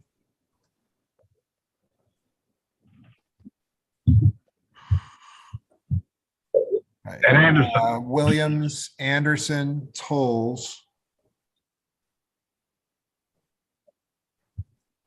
Anyone opposed? Cham, Munoz. All right. The amendment is adopted. Did I miss McComas? Is she's on the phone. Delegate McComas, are you for or against the amendment that we just did there? 443126. You're muted. Yeah, that's fine, because I know where I'm gonna vote on the final analysis, so it doesn't matter. All right. I'm just gonna. All right. 1, 2, 3, 4, 5, 6, 7, 8, 9, 10, 11, 12, 13, 14. I'm just calling it 17-2, and we'll go from there. All right, so that amendment is adopted. Now on sharing, this is an amendment on that has at the top 723227. We talked about this a moment ago, and the idea here is that we're creating a definition of adult sharing, where that would mean, which means transferring cannabis between people who are 21 years of age or older without remuneration. In other words, without anything being exchanged. And explicitly in the definition, adult sharing does not include instances in which cannabis is given away contemporaneously with another reciprocal transaction between the same parties. A gift of cannabis is offered or advertised in conjunction with an offer for the sale of goods or services, or a gift of cannabis is contingent on a separate reciprocal transaction for goods and services. This section does not prohibit, and no civil or criminal penalty may be imposed for adult sharing of 1.5 ounces or less of cannabis. Could I see Delegate Munoz, but hang on. Could I have a motion on the amendment? The amendment. There's a motion Second. for the amendment in a second. Now we'll have discussion and we'll go to Delegate Munoz, please. Thank you, Mr. Chair. I actually misunderstood an aspect of the last vote, and I was wondering if I could change my vote. Okay. All right, we'll let you do it just this once, but we Thank generally, you. we don't like people who, I we know. like everyone, we just don't like people when like changing. Okay, Thank you. you're new, you're fine. Thank you. Don't anybody else get any ideas? All right, sharing. Are there questions regarding this amendment again, ending 723227? All right, seeing none. All those in favor of the amendment, please raise your hands. Delegates. Delegate Crutchfield, are you raising your hand to ask a question or raising your hand to vote? To vote. Okay, that's different. We'll do Delegate Crutchfield, Delegate Jenny, Delegate Bartlett. All right, Delegate Cham, Delegate Davis, Lopez, Erican, Howell, Moon, Jones, Carden, Shoemaker. All right. Grammer, Williams, Tolles, Fisher. And Anderson. And Anderson. All those opposed, and Delegate Conaway. Did I see Delegate Fisher? Delegate Fisher, okay. Howell. All right. All those opposed, please raise your hands. Delegate McComas. See Delegate McComas. All right. The motion, the amendment passes with 1 in the negative. All right. Now, Delegate Davis. Delegate Davis has an amendment. Excuse me, Mr. Chair. Yes. Can I just ask a question really on the last piece, the sharing? Just That's if you'd like, if a quick question's fine. Yeah. But yeah, we just a moved quick on. question. Yeah. I'm okay with the amendment. I just didn't understand what is a gift of cannabis and is contingent on a separate reciprocal transaction for goods and services. So means like, what if I buy somebody some gummy bears? Then that would be, that wouldn't be considered sharing because you bought a gift for them. Right. So what was happening in another jurisdiction, perhaps in between us and Virginia, was that people were buying T-shirts, and then with the T-shirt came a certain amount of cannabis. And they were seeking to get around the rule that way. And so this language, which came to us basically from Virginia, is seeking to avoid that problem. Okay, perfect. Thank you. Thank you. Delegate Davis, just to be clear, had a couple amendments on paraphernalia. I think the one, I will say, I think the one that I know that Delegate Moon was engaged with is 453125. I believe Delegate Davis is offering that amendment. And Yes, I am. And am I correct, Delegate Davis, in my understanding that this, Delegate Anderson, you might need to mute yourself. All right, we got it. Delegate Davis, my understanding is that this basically says that the possession of paraphernalia related to marijuana would not be in any way illegal. It would legalize the possession of paraphernalia connected to marijuana. Is that correct? Yes, I'm a little concerned that we pretty much listed them all, and I don't want to leave anything else. So if anybody wants to add anything, let me know. If anyone sees anything further after tonight, certainly the chair would take a look at that. I would say that I know that Claire has spent a long time going through and doing that, and I believe that we've gotten to the sweet spot. So can I have a motion on this amendment? Well, actually, it's been moved. I have a second. Second. All right, motion and a second. All right. Is there further discussion on this amendment that would legalize the possession of paraphernalia for marijuana? Delegate Grammer. So just a quick question. So I don't have the whole section in front of me. Is this paraphernalia that just applies to cannabis? This is consistent with the language that's used around the country. It just basically says that if it is drug paraphernalia, it would include basically a kit intended for use. Oh my goodness, that's part of the longer definition here. It just basically says the entire drug paraphernalia definition and says that it does not include cannabis. So if it's used to ingest cannabis, it doesn't count as effectively as paraphernalia that is still criminalized under the law. Okay, thank you. Okay. Sounds pretty exciting in the Grammer household tonight. Delegate Bartlett. Just a quick question. So and I can look this up if it takes too long, but I thought we just had a bill. Yeah, you know where I'm going. So are these? Can I just recognize the vice chair right now so that he can answer your question? I'm going to Yes. ask your question. You're referring to a provision included in the bill the governor vetoed during the interim. We did vote on similar principles in the past, but hopefully at least the marijuana bit will survive on this go round. And don't you have a bill this session? Wish me luck. Are those two bills, is that bill and this amendment are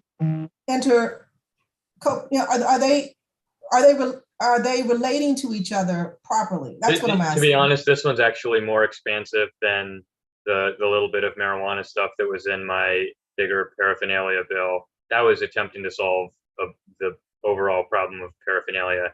This one is more specific to cannabis, and so it's more thorough in that regard. Okay, thank you very much. Okay, are there further questions on this one? We had a motion and a second. Delegate Davis was raising her hands. Were you? Okay. Oh, you're getting ready to vote. I'm sorry. No, sir. I have a question. You have a question. Okay. Should we be including vaping pens, or are we not there yet? Is that what it's called? I don't think that is part of, I don't believe that that's part of this definition of marijuana paraphernalia. I don't believe, but I can go back to the vice chair and he can correct me if I'm wrong, or I can go to counsel and she can talk about vaping pens. I think we just legalized, I think the bill as we have amended it legalizes the will. Yeah, the pen would be legal and not paraphernalia under this cleanup. Thank you. Okay. All right. Now we will vote on the amendment, I think. Yeah, why don't we do that? All right. All those in favor of this amendment, please raise your hands. I see Shetty, Bartlett, Davis, Lopez, Howell, Moon, Jones, Crutchfield, Carden, Anderson, Tolles, Williams, Grammer, Conaway, Fisher. All opposed, Arakan, Munoz, Cham, Shoemaker, McComas. Okay, 15-5, the amendment is adopted. So we're gonna adopt that amendment. Okay, we're gonna go to an amendment that came, I will say, from a suggestion from Delegate Bartlett that we put in Delegate Bartlett's name. So, but it is, I think that the number, and you have to look because this is coming out of HGO. It's on the kind of on the right side there. It's 223021. This has to do with the study, the health study, and also best practices. And so this goes to a couple issues. First, the Medical Marijuana Commission did indicate that they would need a little more time. And I mentioned this at the beginning of our discussion this evening. They need a little more time to do the study on the health impacts of cannabis. And so right now in the bill, they would have to be done on January 1st of 2023, and then every 2 years after. This would make that March 1st of 2023. So it extends it by 2 months. Further, it adds language regarding to have the commission look at best practices regarding requirements to reduce the appeal of cannabis to minors, including the advertising, potency, packaging, and labeling standards. As I mentioned before, there are already existing regulations within the medical marijuana world that have to do with packaging, with how medical marijuana and particularly edibles are dealt with. So the idea would be just to explicitly add that into the study, or into the work, I'm sorry, of the Public Health Council. And so that grew out of something that Delegate Bartlett talked about. And so we created an amendment and put her name on it. And we have it before you tonight. Delegate Move the Bartlett. amendment. Delegate Bartlett says that's good. Let's move the amendment, and that's fine. Is there a second? Second. Second, and a second. Any questions or comments about this amendment? Delegate Davis.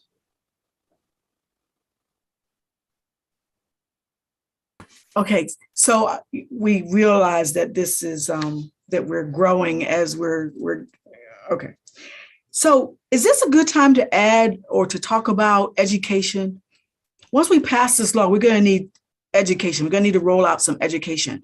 Is this a good place for that? I'm just asking. It's already in the bill. Okay. So the public health side has one of the purposes of the public health fund is to provide funding to address the health effects. And one of the things that they look at on page 29, line 3 is providing funding for education and public awareness campaigns related to cannabis.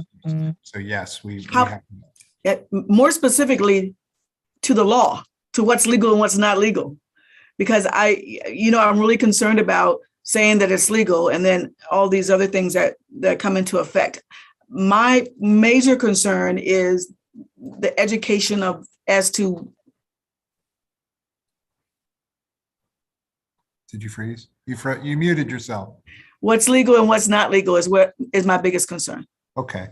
I think that's a little beyond the scope of this amendment in particular. Okay. This amendment deals more with public health than deals with education with regard to the bill. I will say that we do in a couple different places. I will go back to the public health part of the bill. I mean, and frankly, to the business development part, there are lots of pieces to this puzzle where we're going to be telling people what their rights are under the bill, not least of which is the funding that we give to MLSC on the expungement piece. So there are lots of people who are going to be talking to people about individual pieces of the bill, but for the purposes of this amendment, I think that's a little beyond the scope of the amendment. Any further questions? Seeing none. All those in favor of the amendment 223021 from Delegate Bartlett, please raise your hands. All right.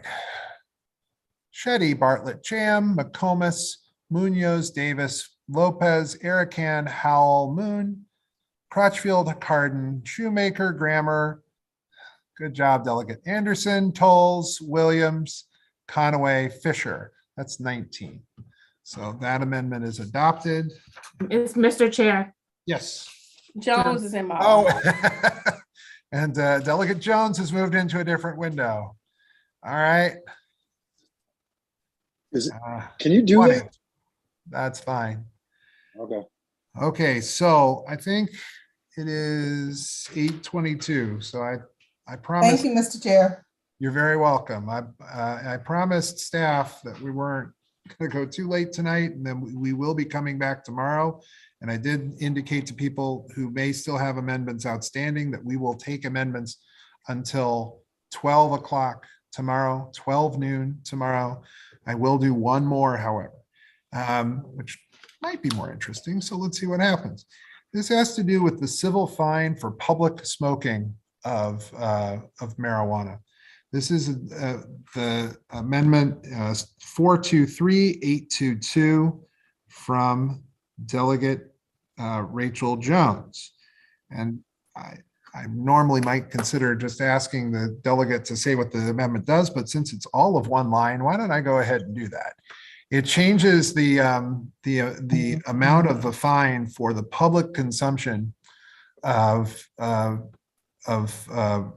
cannabis from $500 down to $150. That is there. I think, there might be discussion on this, there might not, but here we are.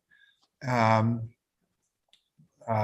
know that there has certainly been discussion that I have been part of with regard to this issue. And so to that end, I'm happy to hear from people now, but let's do this first. Delegate Jones, do you wish to move your amendment? Move the amendment. All right, is there a second? All right, thank you. So now we'll have Move the discussion. amendment. We'll have lots of discussion, I think. Here they come. Delegate Shetty, please. I love the idea in general of, thank you, Mr. Chair, first, and thank you, Delegate Jones, for the amendment. I love the idea of reducing fines as much as possible. I just am curious how this compares with existing law for smoking cigarettes or vaping in public. I will look up the cigarettes. I think that actually is in part of the bill because it's existing law, obviously. And so we have the Clean Indoor Air Act. Cigarettes, I don't know if cigarettes are the right comparison or alcohol is the right comparison for that. So I think the fine with alcohol is $100. The vice chair noted in the chat that smoking in Annapolis elevators is $25. Yes. Let me go here to the Clean Indoor Air Act. I think that's actually the additional fine that you can get charged in addition to being public in an smoking. elevator plus the rest of it. Yes. Okay. Yes, as those are routinely charged. I think I'm not sure if I'm reading the public health or the Clean Indoor Air Act. I'm going to look to one of my helpers over here to get an answer to that question. Thank you. But I think that I think generally speaking, the comparison is to something that's intoxicating as opposed to tobacco, which is not. But so I see because of the public space, but the indoor space should be similar to like a indoor space. Well, so we're not dealing with an indoor space here. So that's already covered because we add the smoking of cannabis into the Clean Indoor Air Act. Awesome. So if you do it inside, those penalties still apply. These are the penalties for outside. And I think by putting it at 150, it appears that it would be in some ways lower. But thank you. I'm scrambling around here a little bit. Let's go to Delegate Arakan now. Delegate Arakan. Thank you, Mr. Chair. I understand the intent. My only comment will be that from the folks that I know, and I have a lot of friends that live in places that have already legalized and family, their biggest complaint is the smell in public when they're driving down or walking down the road. Like that is literally the only complaint I really hear besides the car accident complaint I get. It's mostly they're just so tired of smelling it in public. So I just worry if we're lowering the fine. I mean, a man sitting outside drinking alcohol is not making me smell. I mean, I'm not smelling that from, 40 feet away.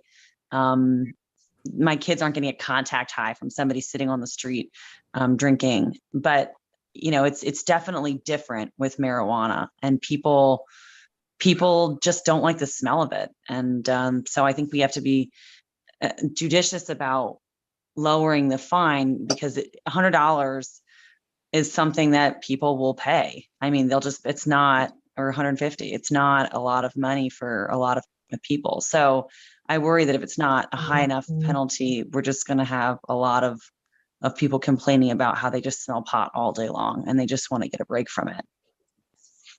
Thank you for that. Delegate Tolles.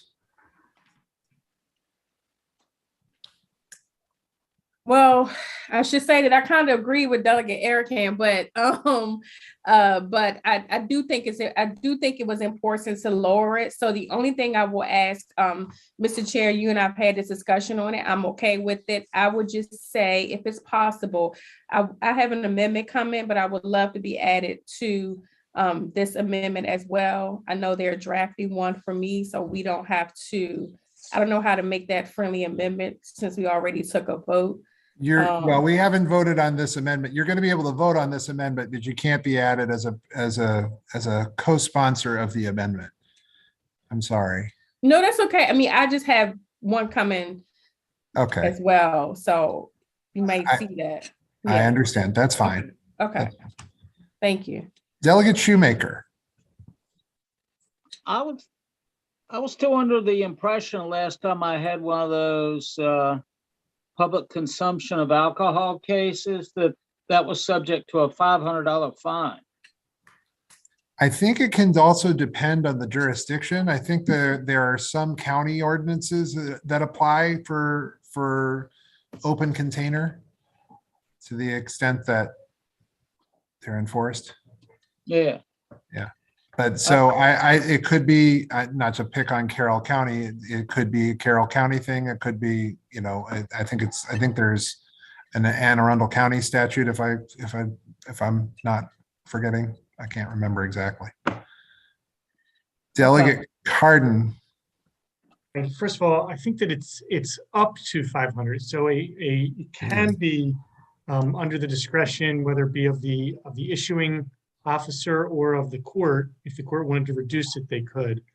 That would be my first comment. My second comment is I love it when we have some bipartisan agreement, which it seems like we already do. That I happen to agree with Delegate Erican that I get a lot of complaints both about hemp and about marijuana and the smell. And I think that if we give people, I think that maybe we should try and persuade our issuing officers that $250 is appropriate or $150 appropriate, depending on the situation. We should give them the discretion, because I can see it being something that can be a lesson learned at a $500 fine at the appropriate time. Delegate McComas. I think that if you don't make it high enough, you're going to have some folks that are the Pied Piper. You know, you're assuming that everybody's going to be law abiding, and if they're smoking out in public, that they're only going to have a small ounce, and they're not, you know, going to be dealing. And if they're out there smoking, the kids can smell it. I just think keep it high, make it painful, because you don't want a bunch of Pied Pipers out on the street advertising their drugs. Okay. Delegate Williams. Hi, Mr. Chair. Sorry, I was distracted. Did we get an amount for the cigarette equivalency? The Or cigarette they're still equivalency looking is for in that. okay, one moment. So the first is a written reprimand. The second violation is a civil penalty of $100. Then for each subsequent violation, it's $250. Okay, so this amendment is comparable then to the cigarette. And I will say, I don't smoke cigarettes. I don't like the smell of cigarette smoke. I hate when I'm around someone who is smoking cigarettes and then it gets in my clothes. And now I smell like I smoke cigarettes all day long, even though I don't smoke cigarettes. And so for me personally, I just see this as the equivalent of being around someone who's a chain smoker. So I think the fine is reasonable, given the equivalency to cigarette smoke. All right. Delegate Jones, then Fisher. My goodness, all of a sudden, everybody woke up all of a sudden. Delegate Jones, Fisher, Bartlett, then the vice chair. Delegate Jones. Thank you, Mr. Chair. I appreciate a lot of thoughtful input from all of my colleagues here.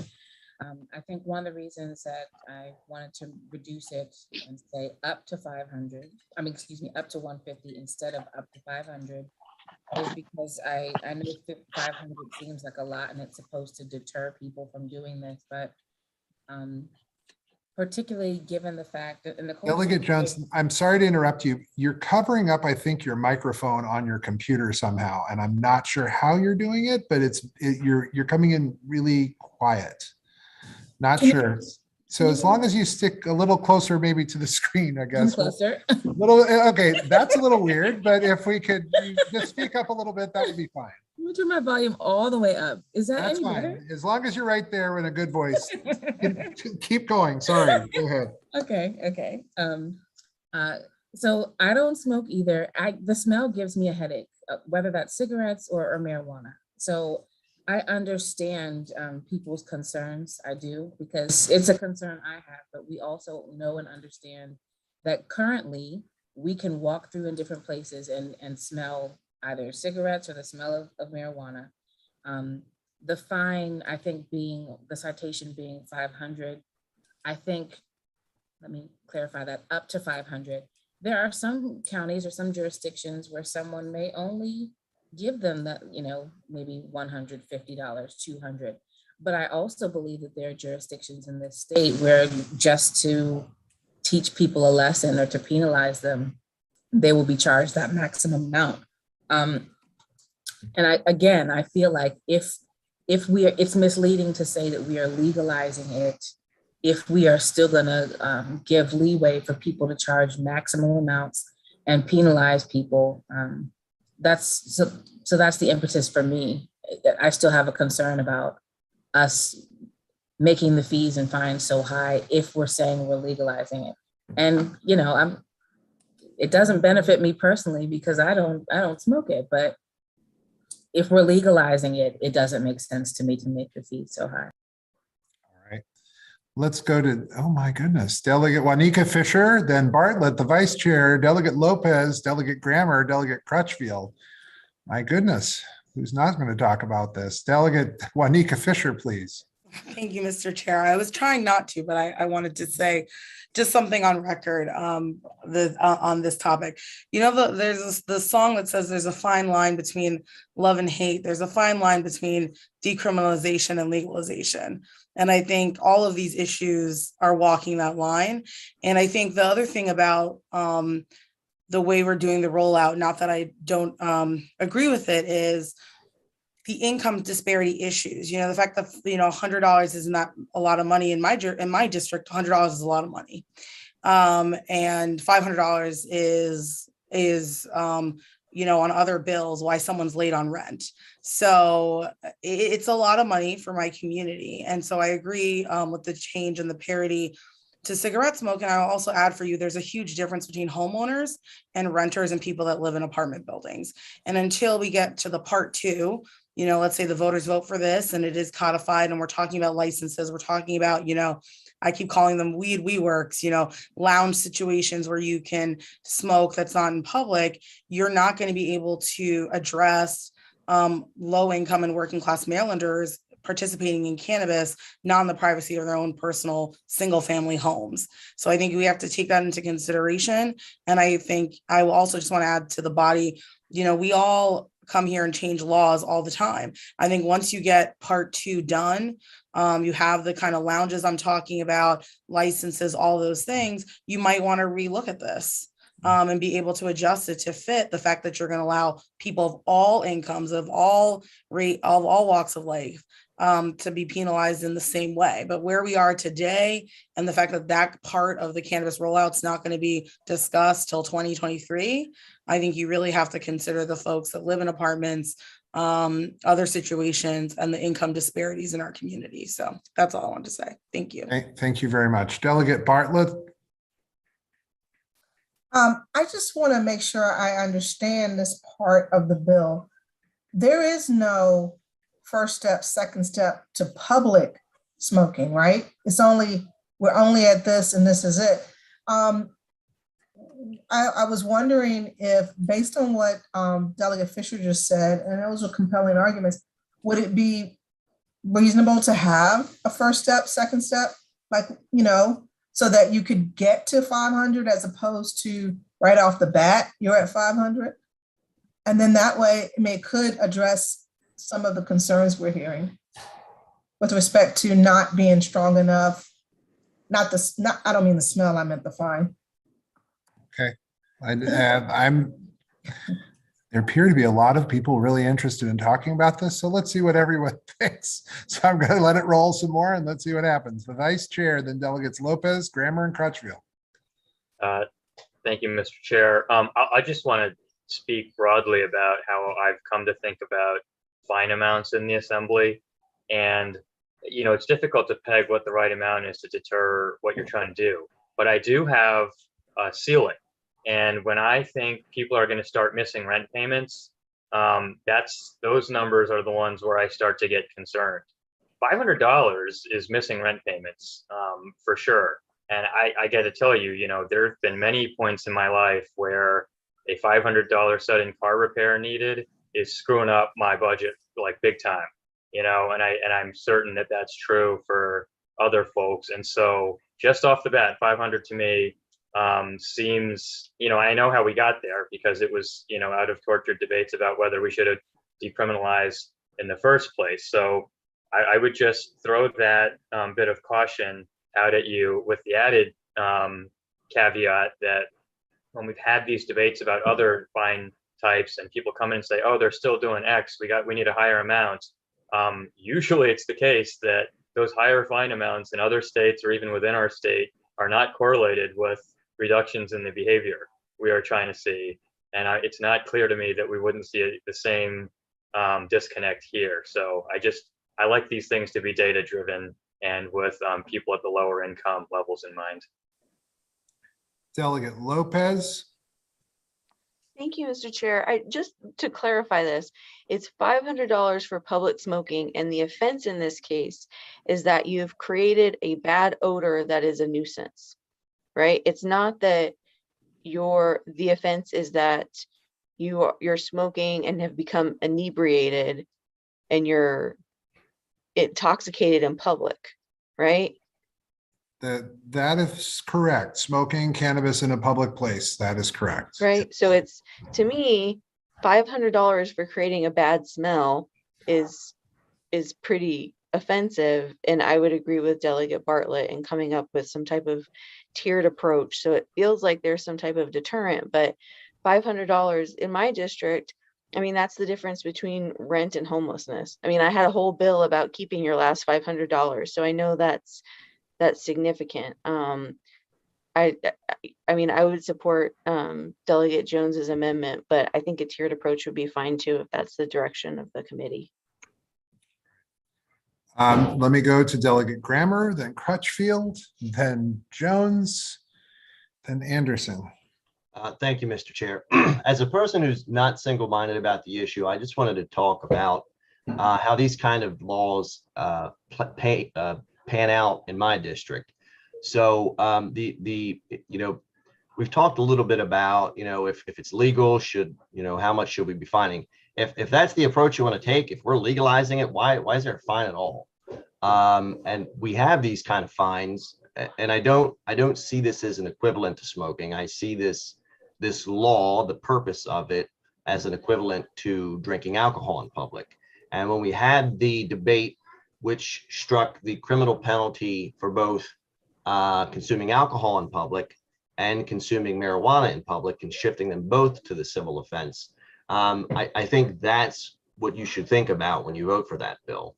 And when we passed that law, we started receiving feedback from the county immediately about the alcohol portion of that, and that now they were struggling to, and Baltimore County isn't single-minded about, alcohol consumption or alcohol addiction. And these are kind of people, the police officers I know who patrol in my community or somewhere else in my district, they don't come in and like arrest people, but they want to get them out of there. When it's a prohibited space, like a public place where they clearly should not be. And now they were finding it's just, you have a chronic issue with a civil fine, and they're just not able to deal with that any longer. So I see this more of an equivalency to the alcohol law. Though I'm reading this section of code, and as I'm reading it, it's a civil offense punishable by a fine not exceeding $500. I hope I'm reading that properly. And I think everybody should consider, I think this is probably an issue for discussion, but if we're to expect that this law does pass, the biggest issues you're going to see in each of our districts, and I hope my children are not over speaking me in the background, the biggest issue we're going to see in our districts are what we've all talked about here tonight, and that's everybody's going to think it's legal, and it's going to be everywhere. I mean, we all already smell it. I've talked to a lot of people in this committee. You smell it in public places, you smell it in the parks, you smell it in your car. And I'm not single-minded about it. I don't have an exact amount I would suggest tonight, but this is the one, like, this is going to be that rubber hits the road in your district. How is that officer going to apply this law when a bound is really getting pressed? Because look, if I have a house in Federal Hill, one of those like nice rooftop decks, nobody's going to care there. What about Patterson Park near the playground? That's a much different story. What about like? Stop picking on my district delegate. No, I think your district's a great opportunity for discussion. Like what, they're different places, and frankly, there's going to be a lot of different treatment. And officers on the ground, this is exactly what they're going to struggle with. And it's going to be an issue that is explored in every jurisdiction and every district everywhere. So like I said, I'm not single-minded about this. I think this is the one thing you really need to be careful with. And with that in mind, I'll be voting no tonight. Thank you, Mr. Chair. All right, let's do this. There are several more people who want to talk. I see that Delegate Jones is one of them. I'm going to let you have the last word. And so we're going to go Crutchfield, Anderson, Tolles, Arakan, Jones, and that's going to be the last word. Delegate Crutchfield, please. Thank you, Mr. Chair. You know, when I think about this, I automatically think, in fact, it should be lower than $150.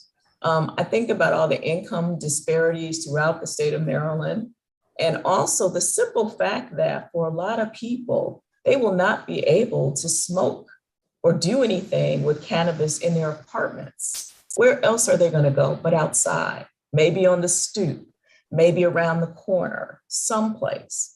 And so I just think about all those different people, all those different places. And I just think up to $500 is just really just out of, you know, any place that someone can afford. 150 is a bit much even as well. So I think about that, but I also want to point out that in HB 837, it talks about the fines for 1.5 ounces as being $100. And if you have more than that, it's $250. So, you know, even if we just look at what we have in front of us in this bill, we should be somewhere between $100 and $250 if you just want to just lay it with what we have in the bill itself for the fine for use and possession. So I just want us to just think about that as well. All right. I'm going to say this for the benefit of Delegate Jones, the benefit of the committee. I'm going to let Delegate Anderson, Delegates Tolles, and Arakan speak. But I would also consider if Delegate Jones wanted to perhaps hold this amendment and consider it tomorrow with maybe a little more thought, we might be willing, might entertain that a little bit too. Delegate Anderson then, and we'll give Delegate Rachel Jones a chance to think about that. Delegate Anderson. Yeah, thank you, Mr. Chair, and I compliment you on really getting through this entire bill in a very precise fashion so we get to a point where we will come to an end, I guess, at some point. One can hope. Yes. Yeah, right. My concern, and I agree with the amendment, I think that $500 is a lot. The $150 is okay. And the reason I agree with the amendment is the discrepancy in the amounts. I think this committee over the years has heard testimony that the enforcement of certain nuisance laws or certain small crimes are done much heavily in Black communities than they are in the rest of the state, even though the rest of the state may commit the same small crime in the same percentage, but Black folks get arrested more. In Baltimore City, Prince George's County, it probably doesn't make a difference. You're still going to get a fine of you know, the first offense, probably a PBJ or whatever. The second offense, you might get the $100. Third offense, you might get a $150 fine. That's up to the judge's discretion if we keep it $150. But in some of the Eastern Shore and the Western Maryland counties, the fines will range far greater. You may end up getting, some judges may end up giving you the full $500 fine for your first offense. And that's the discrepancy that I think is important, is that people of color will probably be given these tickets more often, and then they're probably end up paying more money. If we limit the scope of the amount of money they have to pay, then the discrepancy between the amounts paid in the Eastern Shore, Baltimore City, and Prince George's County won't be as much. So I'm in favor of this. I'm in favor of this amendment. Delegate Tolles, then Delegate Arakan, and then I think we're going to make a decision here. Delegate Tolles. Thank you, Mr. Chair. And I don't want to go back to discussion that was earlier, but I do have an amendment in for 250. And that so I will be open to a tiered approach to some people. I'm okay. I agree to the 150.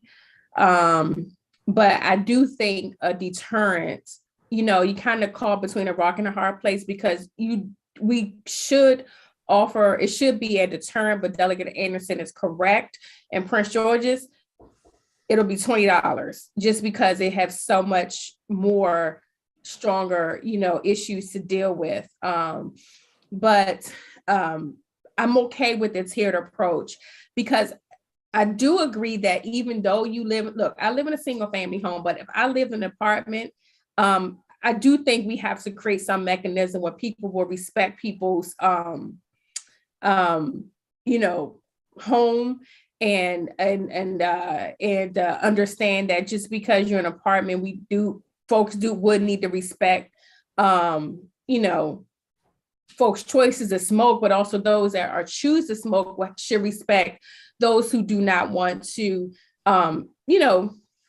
smell the odor, which we're dealing with here. And keep in mind that particularly in Prince George's, we have a lot of, and really around the state, there is a lot of emphasis on 55 and over communities, where, so you have some of that going on where, may not be the straight garden apartments, but it could also be people that are older, citizens as well, that may have some sensitivities or, to that. So I will be open to revisiting the tiered approach, because I did have a little higher amount. I do think 500 is too steep, but I do think you need to find a balance in between. And it sounds like it coincides with the cigarette smoking. We just have to be sensitive to people, and also understanding that you may have pregnant women and other folks who are sensitive and to the smell. So I'll be open to a tiered approach, but I do agree with Mr. Chair that maybe we can hold it until tomorrow to figure out our happy place. So I don't know if I can make a substitute amendment to put it on hold until tomorrow. I don't know,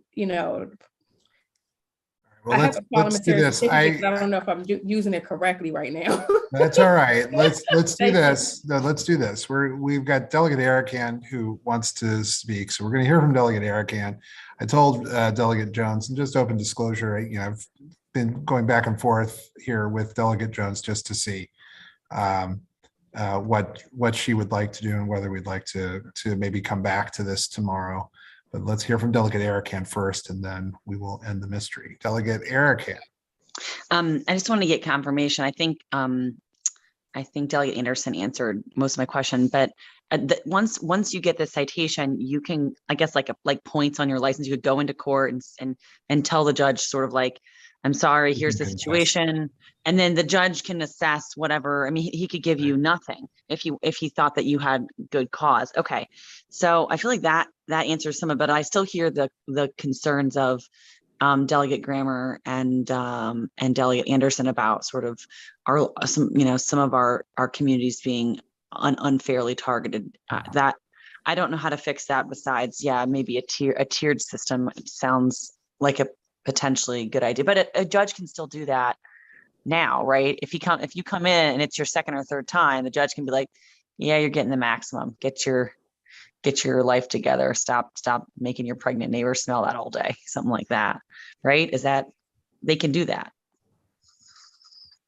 I'm sorry, they can do what again? The judge can sort of say, oh, is this your first offense, your second offense on this? And they can sort of, go to the top.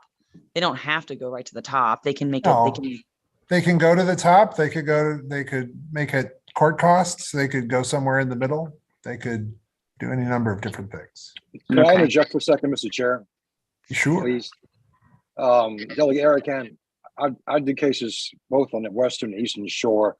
I've never had a case in Baltimore or Prince George's County where on a first offense for possession of marijuana, back when it was incarcerable, did a judge give anything but probation or probation before judgment.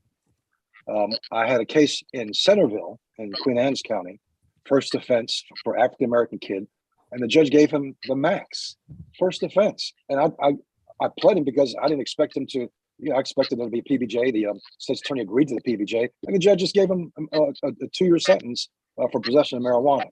So there are discrepancies around the state, and they're real. Did you appeal? What happened? Yeah, we filed. I mean, I appealed it to the circuit court, which is the only appeal you can get from district court.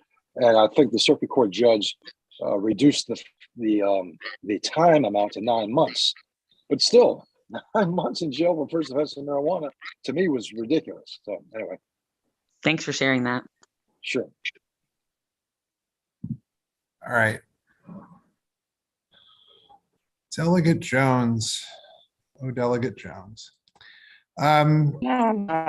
Would you like to, we will have other amendments that we have to address tomorrow, to be sure. But I think that, there seems to be an interesting and diverse range of opinion on this. Would you like to wait until tomorrow? Or did she freeze? Oh, fantastic.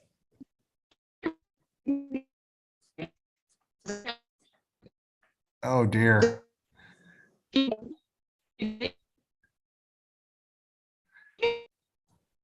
Well, I think the fact that her phone is now conspiring against her, Delegate Jones, perhaps is as strong enough a signal, and now it's crashed.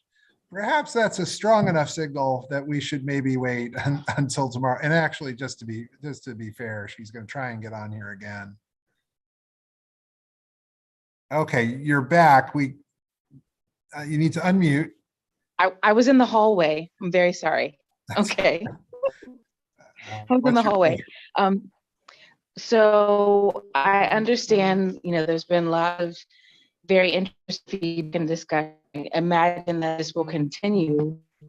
So I would like to propose a friendly amendment, my original amendment, sort of as type there, but I would like to offer that we have a tiered approach, or a tiered approach like Delegate Bartlett mentioned, but I would also like it to be still up to $150 with up to $150 or community service. And I would like to move the amendment, and we'll, I guess discussion can continue if this fails.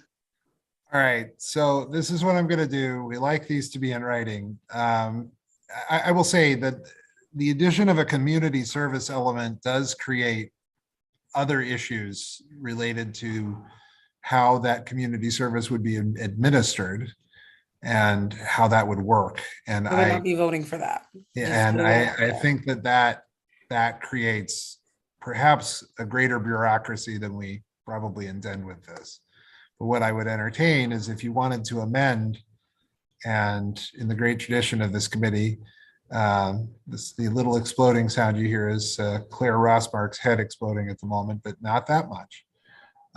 To what I'm going to take a suggestion from the vice chair that the first offense would be $50 and the subsequent offense would be $150. Delegate Jones, would that be consistent with what you're proposing? Sure. Yes. All right. Here's what we're going to do. We've had plenty of discussion on this. I'm also going to say, as Delegate Tolles has mentioned a couple times, she does have another vehicle that's there tomorrow that, we'll deal with that when the time comes. But at the moment, the question then is on changing the fine for public smoking of cannabis from $500 to $50 for a first time, $150 for a second time. We'll do a little discussion. Delegate Grammer. I'm sorry, I had a separate and not related question after you were done. All right, that's fine. Delegate Bartlett. Just really quickly, what happens if you don't pay a fine?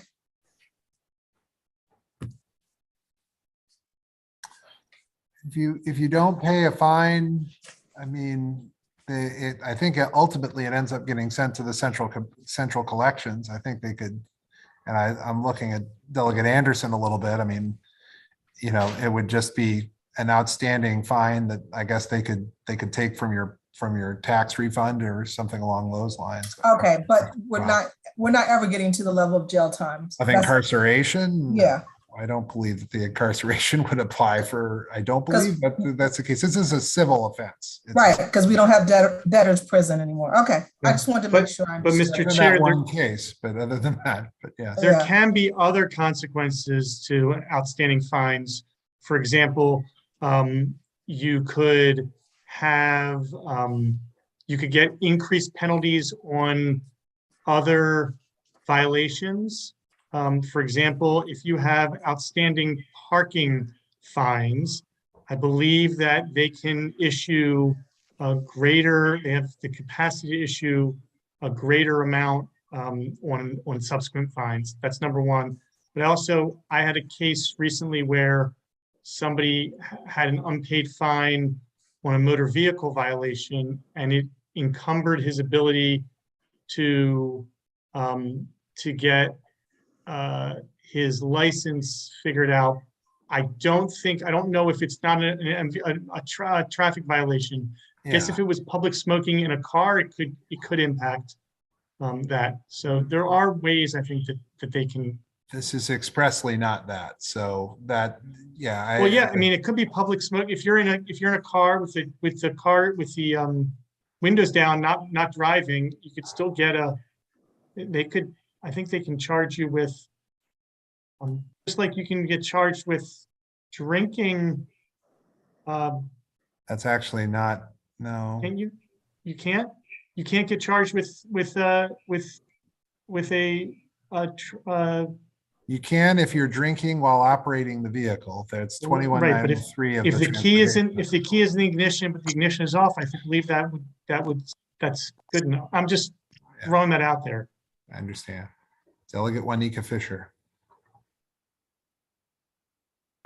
I'm sorry, it's late. My throat's being weird. Hi, Mr. Chair. I would like to second your motion and move to previous question. How about that? What, Frank, the question is on the previous motion, the previous question. I think we're going to get on with it here. All in favor of moving the previous question, raise your hand, say aye. Raise your hands at least. Let's just do that. Opposed, no. Opposed, no.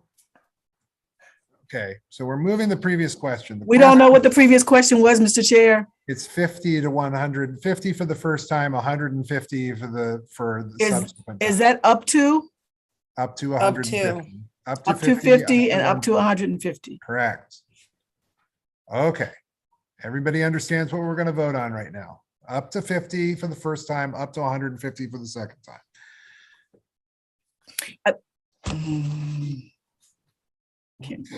Delegate Davis. Mr. Chair, does this include places where cigarettes, is this just limited to places where cigarette smoking is illegal? No, this is a public place. So you can smoke cigarette there, but you can't smoke marijuana there. You could smoke cigarettes there, but and depending on the place and depending on local jurisdictional, there are specific laws in different jurisdictions with regard to cigarette smoke.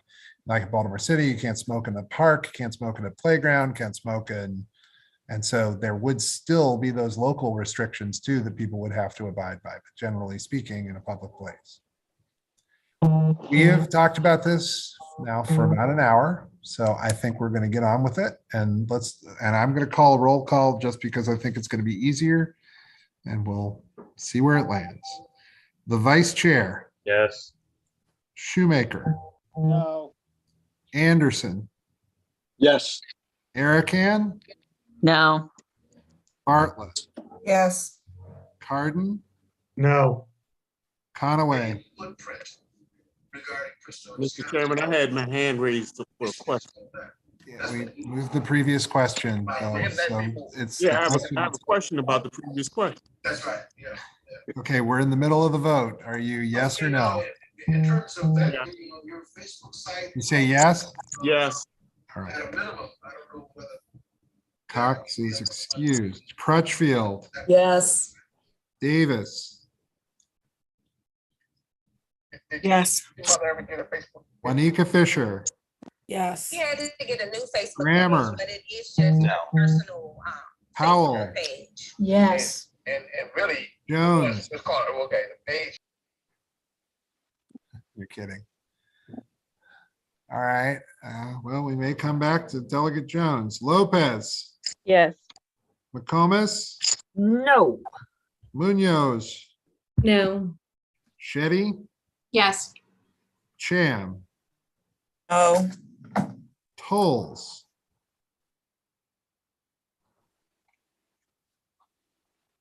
I am here, Mr. Chair. Timothy, yes. Williams, Yes. Jones. Yes. All right, that amendment is adopted. 13 to 7. All right. I think that'll do for tonight. There are other amendments in your packet. There are other amendments in your packet, including an amendment regarding the home cultivation of marijuana, and that is coming from me, that would allow for 2 plants. We can have that discussion tomorrow. But there are other amendments as well, but I think that it is 9 o'clock and we are going to stop. I believe that the vote session for tomorrow is at 2. I don't believe it. It is at 2 o'clock tomorrow. We will resume consideration of this bill of House Bill 837, and we'll take up House Bill 1 tomorrow. So with that, I thank you all very much for your time this evening and your participation. And so we will see you tomorrow